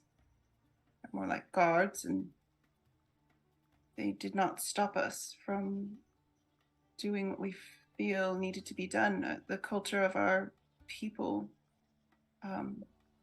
It's more that there's a disconnect now between the Chantry and the Templars themselves. Yes, and so I've heard. Our Templars were not particularly for that duty. So if they were sent, though, to recover me, that is within their duty.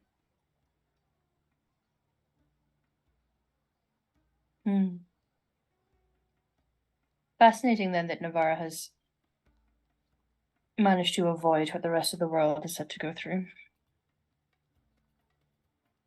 Perhaps not wholly, but within the necropolis itself, not much has changed. Cannot speak for the entirety of the country.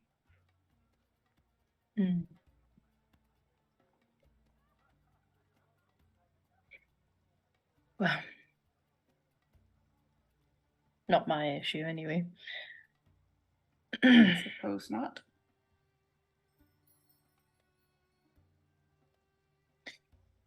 There's some ruins just up ahead, and he'll point to what you can see is indeed what may have once been a building. It's a little hard to tell how tall it might have been. There's one section of a wall that looks like it was a couple stories at least. A lot of it seems to have collapsed in on itself. But there are some areas that still seem somewhat enclosed, and he brings you to a set of stairs that seem to descend. And a large part of the area is also fallen into disrepair, and age and time and nature have all reclaimed this place, it seems. But he does lead you to one area that looks like it is closed off, and with a hand motion, you see him manipulating the magic of the area, and you can feel it as well. You can feel that disruption in the Fade, as large chunks of rubble and parts of walls seem to lift themselves and move, and there is a further passageway that he leads you down. But he will pause when he gets there and look to you and sort of usher with a hand. Just have to proceed if you don't wish. This is all quite fascinating, actually. Mm-hmm. She's like, her face is all like lit up, like, ooh, yeah. Yeah. And he will, again, another flick of his hand, and rather than like mages who have staffs, there's a particular type of stone, glowstones, that exist within Thedas that just with the subtle manipulation of magic can glow and create light. Some parts of the world use this for literally using as a light source. And a lot of the times it can be embedded into the top of staffs just to generate a bit of light, but he doesn't carry any of that For all intents and purposes, unless you yourself were a mage and are able to pick up some of that subtle energy, you wouldn't know from him. But he does it to a sconce, which was otherwise left bereft of any use for centuries, perhaps, come to light with that sort of strange green glow that Inquisition players are all very familiar with. And he picks up the central part of the sconce and carries it with him as you head further inside. She will follow with no resistance. Mm-hmm. I know that there are many who study magic and history and ruins and relics, and very few mages these days get to go out and explore. It's a pity. I agree. I thought I would be one of those mages who only ever got to read books and could never come to places like this. Mm.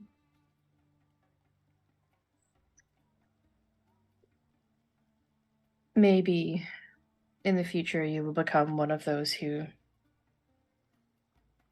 traverses this world, learns about things in practice and not just in theory. Perhaps.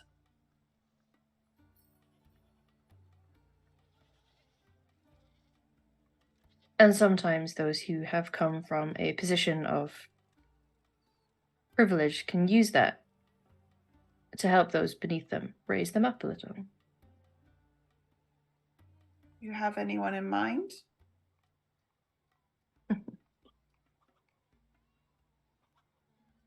That need uplifting? Or the people to do the uplifting itself? Well, I get the impression you are talking of myself, my status, my family's status. But who is it that you want uplifted? You spoke of the elves. Are you speaking of the elves now? Predominantly, yes. And that is I'm why aware you want that me. You're aware that what? there are others who are also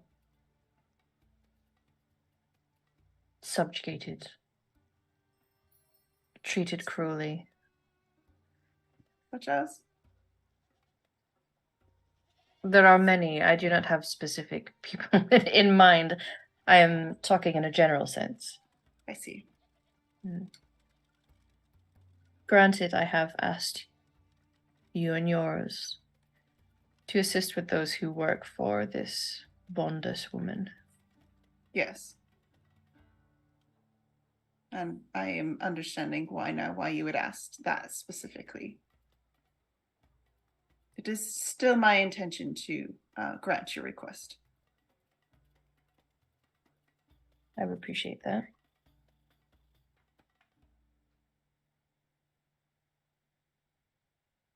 I am not like some of my ilk who believe the only people out there who wish to do some good and to help those who are struggling are elven. I understand why some of my kind have a mistrust, particularly for humans. It's a historical thing. And some from their personal history and not ancient. Yes. I have seen the alienage, and I know well what Taventer is capable of. You're speaking of ancient and current, how the elves are treated. Yes.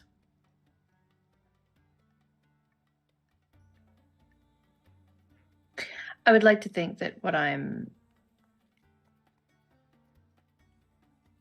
showing you, what I tell you, the things that you're learning, can be used for good and not simply to be kept in a book. I see. I think I understand what you are asking.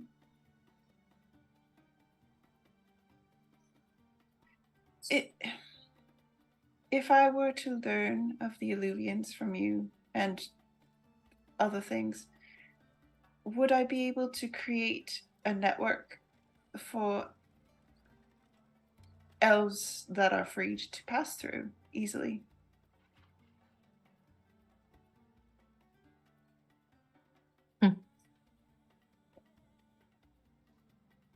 You do not have to worry about that side of things. That is something that is covered. It might be of interest to Bella, though, and I do wish to help her as well. I understand. I have left her in the possession of what she's had for some time, and perhaps not understand fully what it was. The key. It's not a key. I mean, anyway, yes, the thing that she possesses that has the past. We did test it out. It does work. I Does know. it work on? No, I understand. What I'm meaning is I have left it in her possession intentionally, knowing that she is trying to seek to help our kind. And I understand that you and the others are part of her organization. Yes. So I imagine she would appreciate your help in understanding how they work, but it is a knowledge that is lost to history in terms of its complexities. But not to you. I know how to use them. You all know how to use them. Beyond that,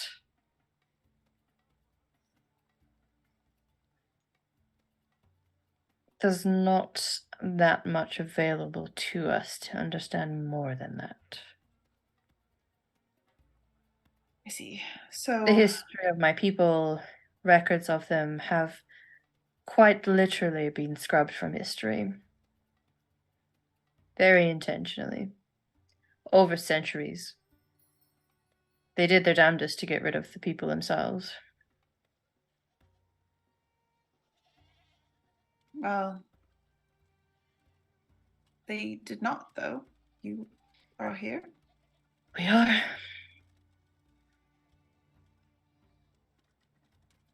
Considering all the things that could have been done, they could have wiped out the elves, if not through genocide and breeding them out. But they did not. It is still happening. I In fact, did not imply it was not. months ago, the gracious Empress Celine of Arlay slew an entire clan of my people. I see. I can't imagine there are terribly many Arlesians that are cut up about this fact. Probably not. I haven't had the best dealings with them either. No.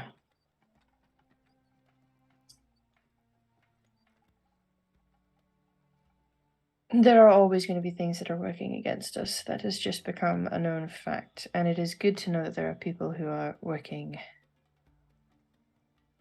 to resist that. I understand. And what I'm showing you today is in the hopes that you will be part of that. Well, thank you for trusting me. Mm.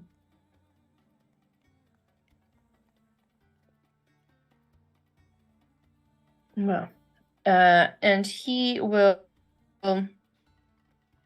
head through this passageway that he opened up. There are some old, it seems perhaps, statues that are kind of, they too have kind of seen the test of time. scraps of what may have been tapestries on the walls that are mostly rotting away with just the slightest hint of edges that are left over. Bits and pieces of what may have been furniture at one point. There's a couple things, like there's a chair just randomly sitting there that looks like it had probably some purpose once upon a time, but no more. And they're mostly fastened to a wall is a mirror. Oatmeal? And this one is not it's got slightly more intricate designs at the side. This one appears to be taller than the one that you saw inside the vault of Bruno's estate. And he goes over to it, and you don't actually hear him say anything when he approaches, but something clearly activates his magic seems to kind of switch on, if you will, as he reaches out and touches it and puts his hand through. And he'll put most of an arm through and then turn and extend a hand out to take your hand. Oh, she will gladly take it. And he will walk you through the mirror.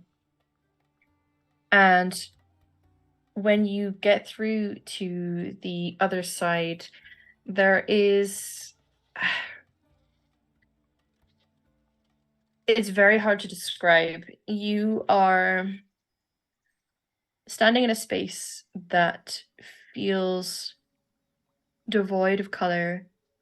There is a chill to its temperature, the unpleasant kind, and a rather distracting amount of nausea, a wooziness to your head. There's a disorientating feeling when you first step through, and a lot of it seems to persist while you are stood there. But you can see around you space, and this one seems mostly empty. There is an area that looks like it has a stairway that rises up to about 7-8 foot, and then it just sort of drops off and it's broken, and whatever it may have been attached to is no longer there. You can see an area just ahead of you that could in theory be like a glade of trees, but these trees are metal and the top parts are almost like spherical cages. There is dotted about 2 or 3 other mirrors from what you can see here. But the one that you are standing in has a sort of strange glow to it. For the time being, it's most of the only color that you can see. He is a colorful person in his dress and general appearance, and you can make out that those colors are still there. It's just a slightly muted version. It's like all the saturation's kind of been drained out of everything. So it's unusual, but I imagine your fascination is probably winning out over the uncomfortable feelings. Yeah, she'll have like gripped his hand rather tightly to let him know that she does feel uncomfortable. But she is like, just swallow it down, girl. You got this. Yep. Fighting the nausea and just kind of like looking around, but I don't think she'll be able to move very much without upsetting her stomach too much, and she doesn't want to puke all over. Yeah, I mean, the feeling persists, but it doesn't get worse. It's just there's a dizziness, a disorientation, and but the longer that you're standing here, it kind of you at least become acclimatized to that in a way. But it's a fascinating sight. So this space is in our world? No. Are we in the Fade? No. Where are we then? Something in between. It behaves more like the Fade. But it is not the same thing. Not the same place. We're definitely not in our world, however. For example, that one over there, and he'll point to a mirror that's propped up with two of the trees either side of it. And atop it there is it almost looks like a three-pronged horn set in a way, one through the middle and two either side. That one leads to the Anderfells. On the other side of the continent? Yes. So if we stepped through that, we would be on the other side of the world. Yes. And what about that one? She points to another one. Well, that one's broken. There are a number of them that are broken, both here and there. Often when finding it and associating it with our people and our culture, they were destroyed. Sometimes it's been accidental. So it cannot be fixed? Yes. Not that we're aware of. That type of magic is very much lost to time. Our people were capable of great things. And he'll kind of just motion to the place. So, do you feel that it is lost forever or could be recovered? Personally, I think it may be lost forever. I could not even imagine how such a place as this could be created.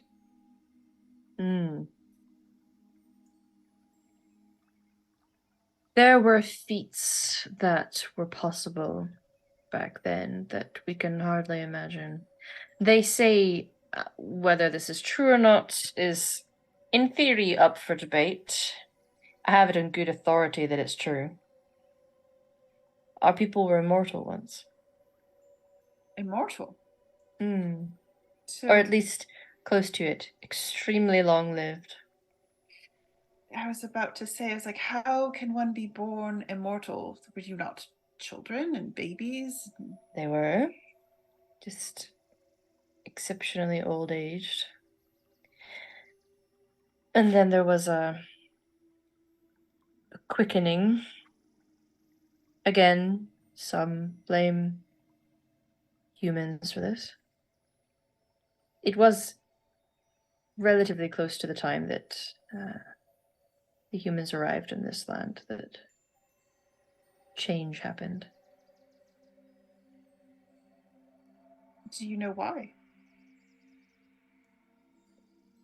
About the quickening? No, I'm not really sure. Again, there's a lot of speculation, and then some of it's quite airy-fairy. Others love any excuse to badmouth your kind. Which I understand, given the vile things that can come out of a human's mouth when talking about elves. Yes. But either way, we lost what we were. And our magical capabilities and our connection to that which was spiritual. How much is fully true is difficult because they're all gone. We don't really have any historical records, and hearsay is a dangerous thing. Ophelia will look very sad about that considering her culture, because they are all about like honoring their ancestors and keeping that link alive. So she'll look like you can learn about really history by asking someone who was alive at that point. Yeah. Right? Yeah. So yeah, the elves don't have that. Is it something that she could offer him? I don't know.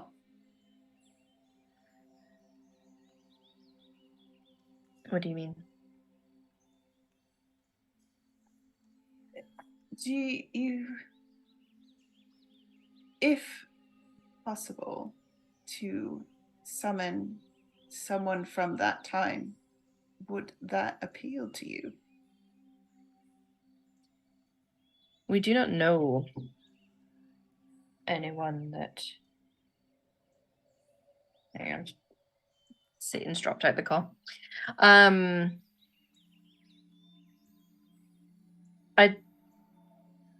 I don't think there is any one of your people that was alive at that time. The people who were human that came here were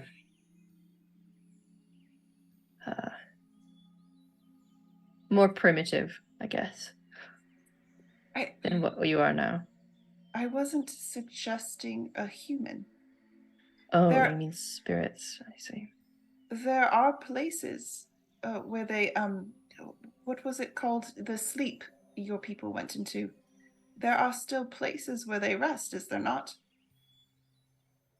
Yes. It is probably beyond my capability, but it could be possible to attempt to summon one of them back.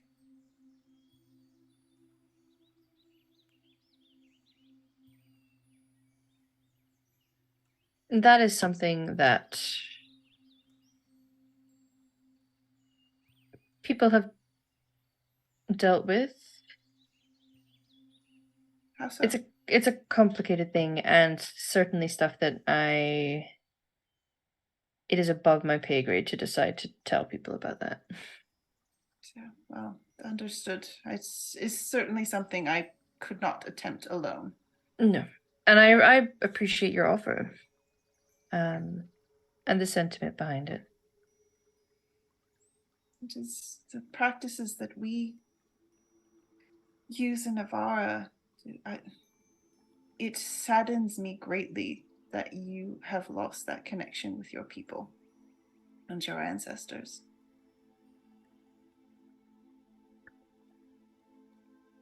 My people may be saddened to know that the spirits of your kind cannot go and live their next lives in the Fade. You think that they are trapped? There are many who would feel that way. Do you?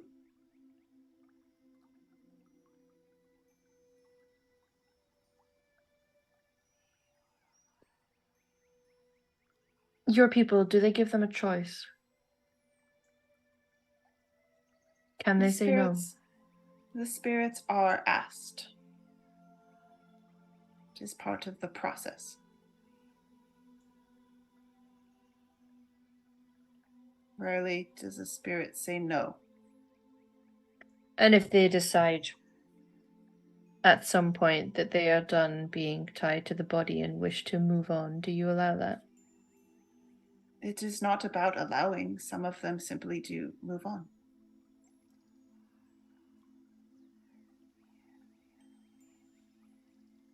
I see no harm in it. I do my best where I can to appreciate that different cultures do things differently. Different people have different viewpoints, and that sometimes our differences can accentuate the world around us. Mostly because I grew up wishing that there were people who genuinely tried to understand why elven culture was the way that it was. I wished that they would allow us to practice the faith that we wanted and live our lives in a free way as we choose, and not either enslave us or literally keep us in slums where we are punished for talking our language or punished for worshipping our ways. I see. I wished people were more understanding of others. And so I've tried to do my best. to also be that way. It's noble of you. It's difficult. Didn't say it was easy.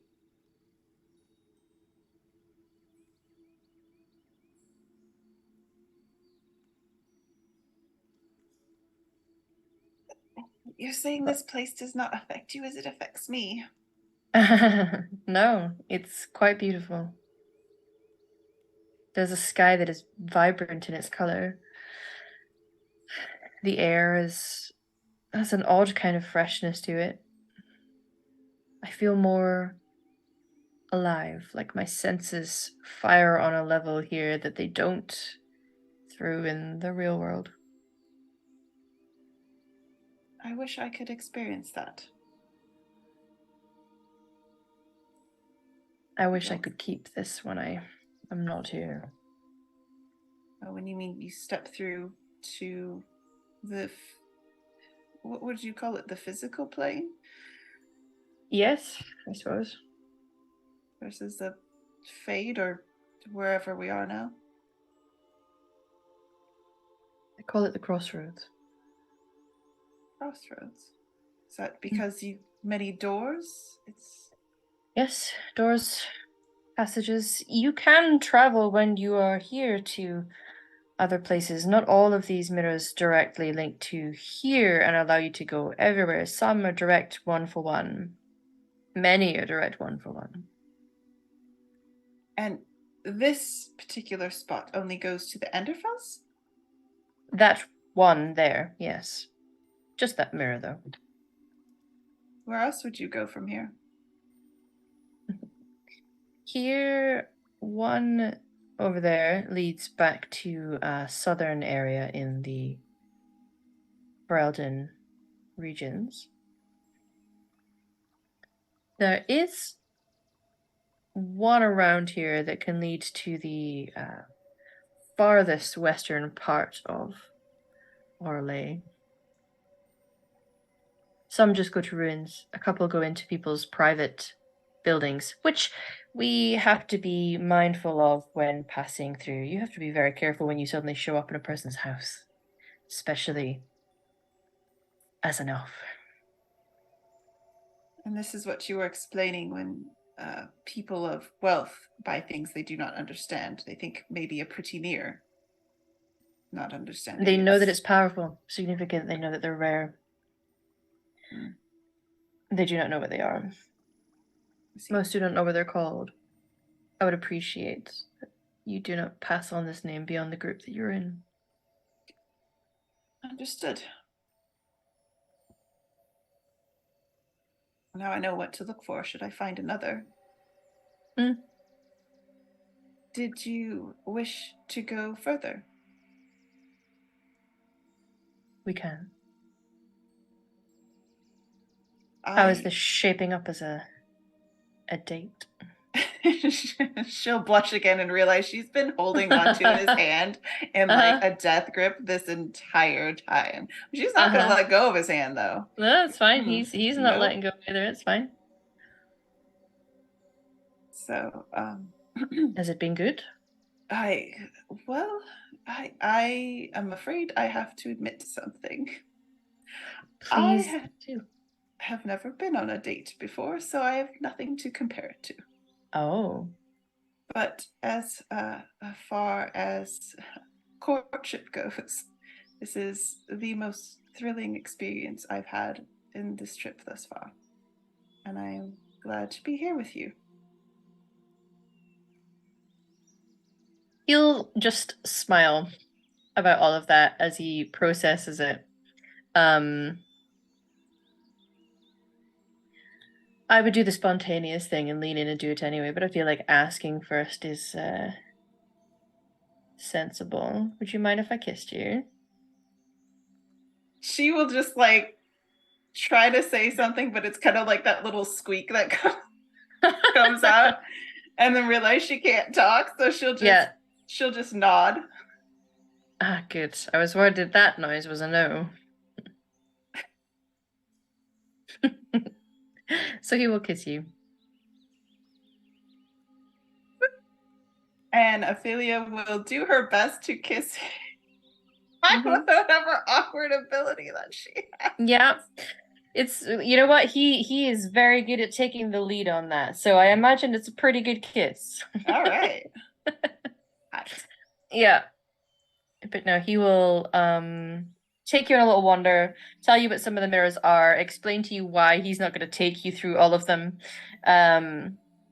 But you get to have a little date, and you can do as much or as little as you want while you're in the crossroads.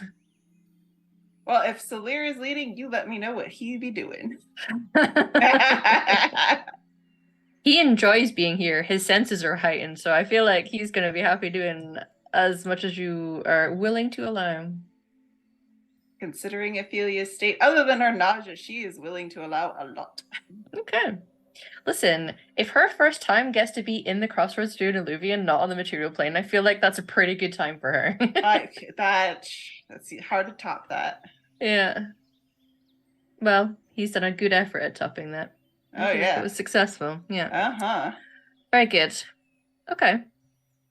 So eventually, you arrive back. He will take you on a walk. You will head into the estate, the House of Riz.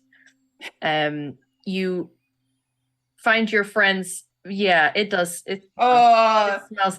There's a certain stank of the certain various.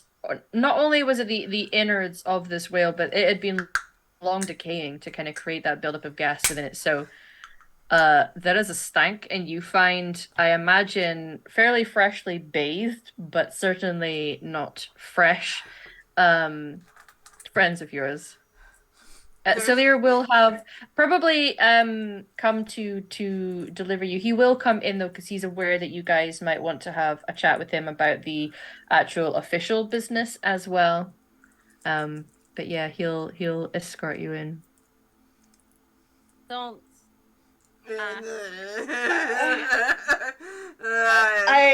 I feel I must. What Fitch is going around like spraying stuff. We are lucky to be alive. Yes, What happened? I have never faced death in the face. What? Like I did today. There was a dead whale. It was a whale. And it blew up. Yeah. Where? In the ocean. In the ocean. Why were you in the ocean? Well, we weren't originally. Yeah. We were at the tide pool. We were collecting... getting ingredients. Yeah. For Robin. Yeah. Which we did. Yes. I have sea urchins up the wazoo. And then there was something in the ocean. And like good adventurers were like, what is that? We stayed a safe distance from it. And then Robin was like, we should go poke. And I'm like, okay, I agreed. This is not her fault. We both had a part in this. Yeah. It took the shaft out of an arrow. Hit the mound. It made an awful sound. It hissed at us. Yeah. And it exploded all over us. And the boat was full. And... We were covered in guts. Rotten guts. Yeah. Can we open all of the windows? They are open. They are open. Don't worry. I have burnt the clothes that I was wearing.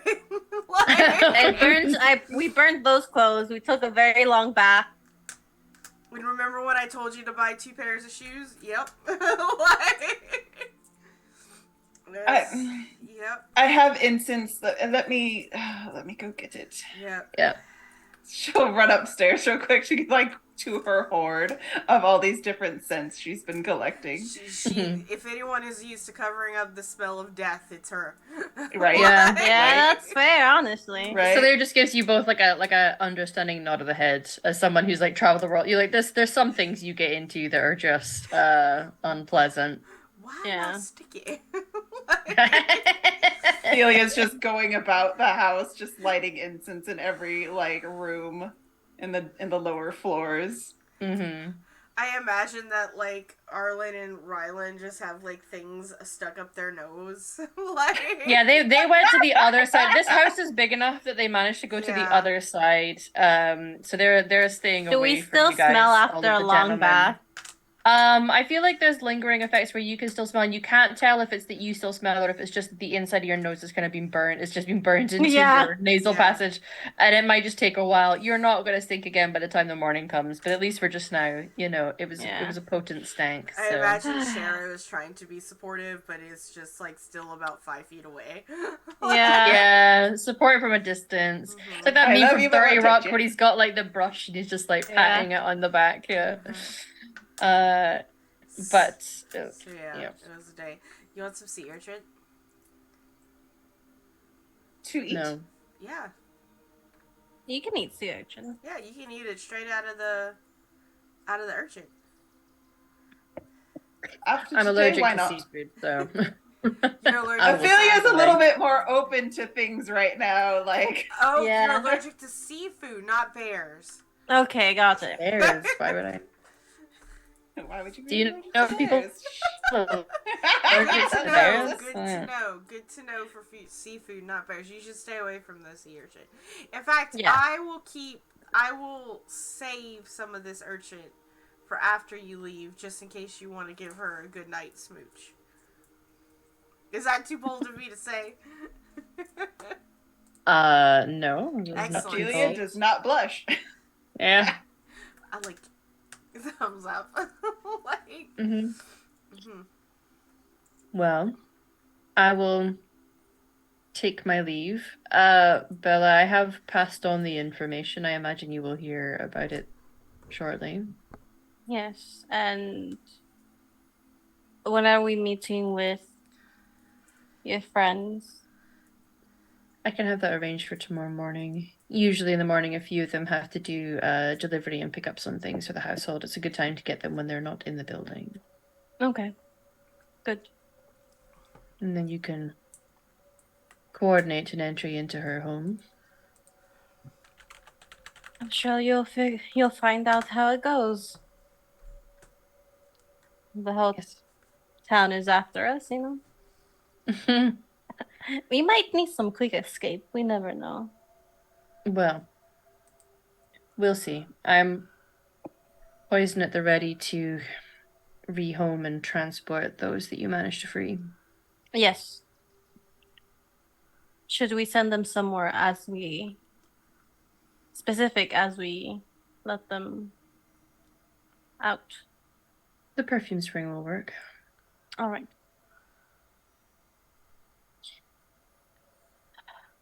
Thank you for your help. Thank you for the help that is upcoming. Always. I wish you luck with your endeavors that you and yours are going to be trying to achieve. It's appreciated. Maybe your organization will become well known one day. Maybe. If you have any elves that need help, you know where to know who to contact at least. At least another person to contact. I'm sure you have Yes. busy partners. There are a number of us out there in the world. Well, you all have a good evening. I hope you're able to sleep. Do your best. So are we. Okay. Will I see you again? Yes, maybe after your job. Of course. I would like to tell you all about it. We can toast to your success. Second date. Yes. Thank you for a wonderful evening, Solir. You're very welcome. I'm glad that you enjoyed it. If he's not gonna kiss her, she's gonna give him at least a kiss on the cheek. He might have waited until because it's just We'll like stop sitting staring. in the We'll room. we'll look away. It's fine. You know what? He's confident enough. He will lean down and give you a good night kiss. And Oh, then so he's taller than her. yeah. Yeah. She's 5 Just foot not 7 for a human. not by a okay, well maybe he's a bit more on a par with you. He's maybe about your height. That's tall for an elf. Yeah, hey, I mean, isn't Sharo tall? Shadow's Tall tall. for an Shadow's really elf. tall. Shadow's like Fenris style, you know, like you're like Ooh. you. That's tall. I think he's like what, 5'5"? Who? Cheryl? How tall No, is Shadow's Cheryl? taller than that. He's probably maybe 5'10". 5'10", 5'11", 5'10", There's 5'11", no yeah. such thing. that's... There's no such thing as Woo! 5'11". It's 5'10" or 6 foot. Okay. Yeah, okay, yeah. That's according to the men in my life. Anyway. Bella's Fair. like 5'1", so she definitely was Oh, climbing yeah. that. Woo! I'm See, 4'11". yeah, she Her called it opening climbable, and line- she was yeah. Her opening line was that you look very climbable, and she tested that theory, and she was right. As a 5-footer that has a 5'10", 5'11" spouse, they are very. Yeah. That is perfect climbable heights. Yeah. Well, can't confirm. Yep. All right, Very love good. it. But with that goodbye kiss and him heading off for the evening, I imagine you guys might want to report in. But for just now, we will close our session there, everybody. We're at time. Yeah. Yeah. Thank you, everyone, for coming and showing up. So, next week we are not going to be here because we will be taking off. Because Kay's not gonna be here, and we want to make sure for finale that everybody is here. So we're gonna be back with the finale in 2 weeks. It will also be Alex's last stream with us on this particular show, so be sure to tune in for Arlen's departure, or at least temporary departure, until we have season 5 planned out when that happens. Otherwise, be sure to follow me on my Discord, because in about 2 weeks I will be looking for storytellers and GMs for my Extra Life campaign, which we'll be doing the first weekend of September instead of November, so that I can get it done before my wedding. And what else? Oh, herder. So next week, you can find me running a game over at Girls Run These Worlds. I'll be running the game Ballad of Conjurers by Nathan Blaze. You can find it on Itch. Someone else is going to be here too. But yeah, it's a group of adventurers that are living on a world where the god of new life, or the angel of new life, has decided, I don't want to give anyone babies right now. And so 5 years, babies have not been born, and there's this very weird, eerie Children of Men issue happening, and I have a wonderful cast that is going to be that I get to tell a story with, and I'm very excited to be running over there. But and then eventually, again, every other Sunday. We were supposed to go back this week, but it'll be 2 weeks from now. Over in Sword and Key, we do play Brindlewood Bay, and I play a character on there. But our GM has had some they've had some emergency situations, and we haven't been able to play this month, so we'll be back in a couple weeks. But that's it. That's truly it.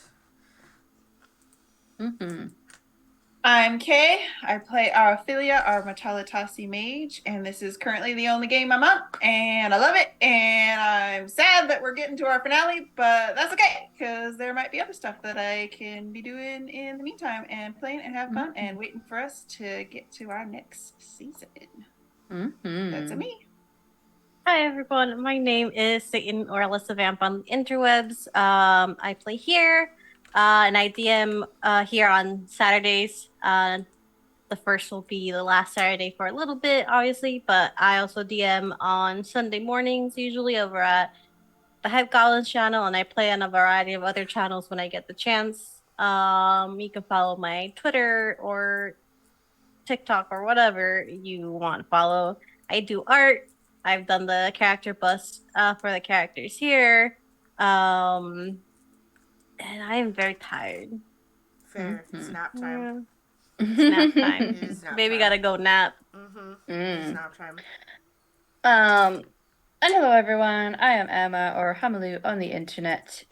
You will see me here in 2 weeks' time for the finale for this game. You will see me over at Girls Run These Worlds next Friday, where I am a player in the Ballad of Conjurers games, where I get to play a little Fae baby, who's going to try and smooch on all of the things. A disaster twink trying to smooch everyone? That's not on brand for I'm you drawing the whatsoever. disaster twink, by the way. It's Nice. looking great. Yes, Satan is currently drawing said disaster twink who is going to smooch on other things. It is a bit of a brand of mine. If I'm not doing that, I'm tentatively playing himbos. Himbos and That's twinks. my happy space. But yes, that is where you will see me, and probably running and/or playing in Val's Extra Life, because I usually do. So yeah, it's me. All right, friends. With that, we're going to rate our friends over at Unmade Gaming. I haven't seen them in a while playing.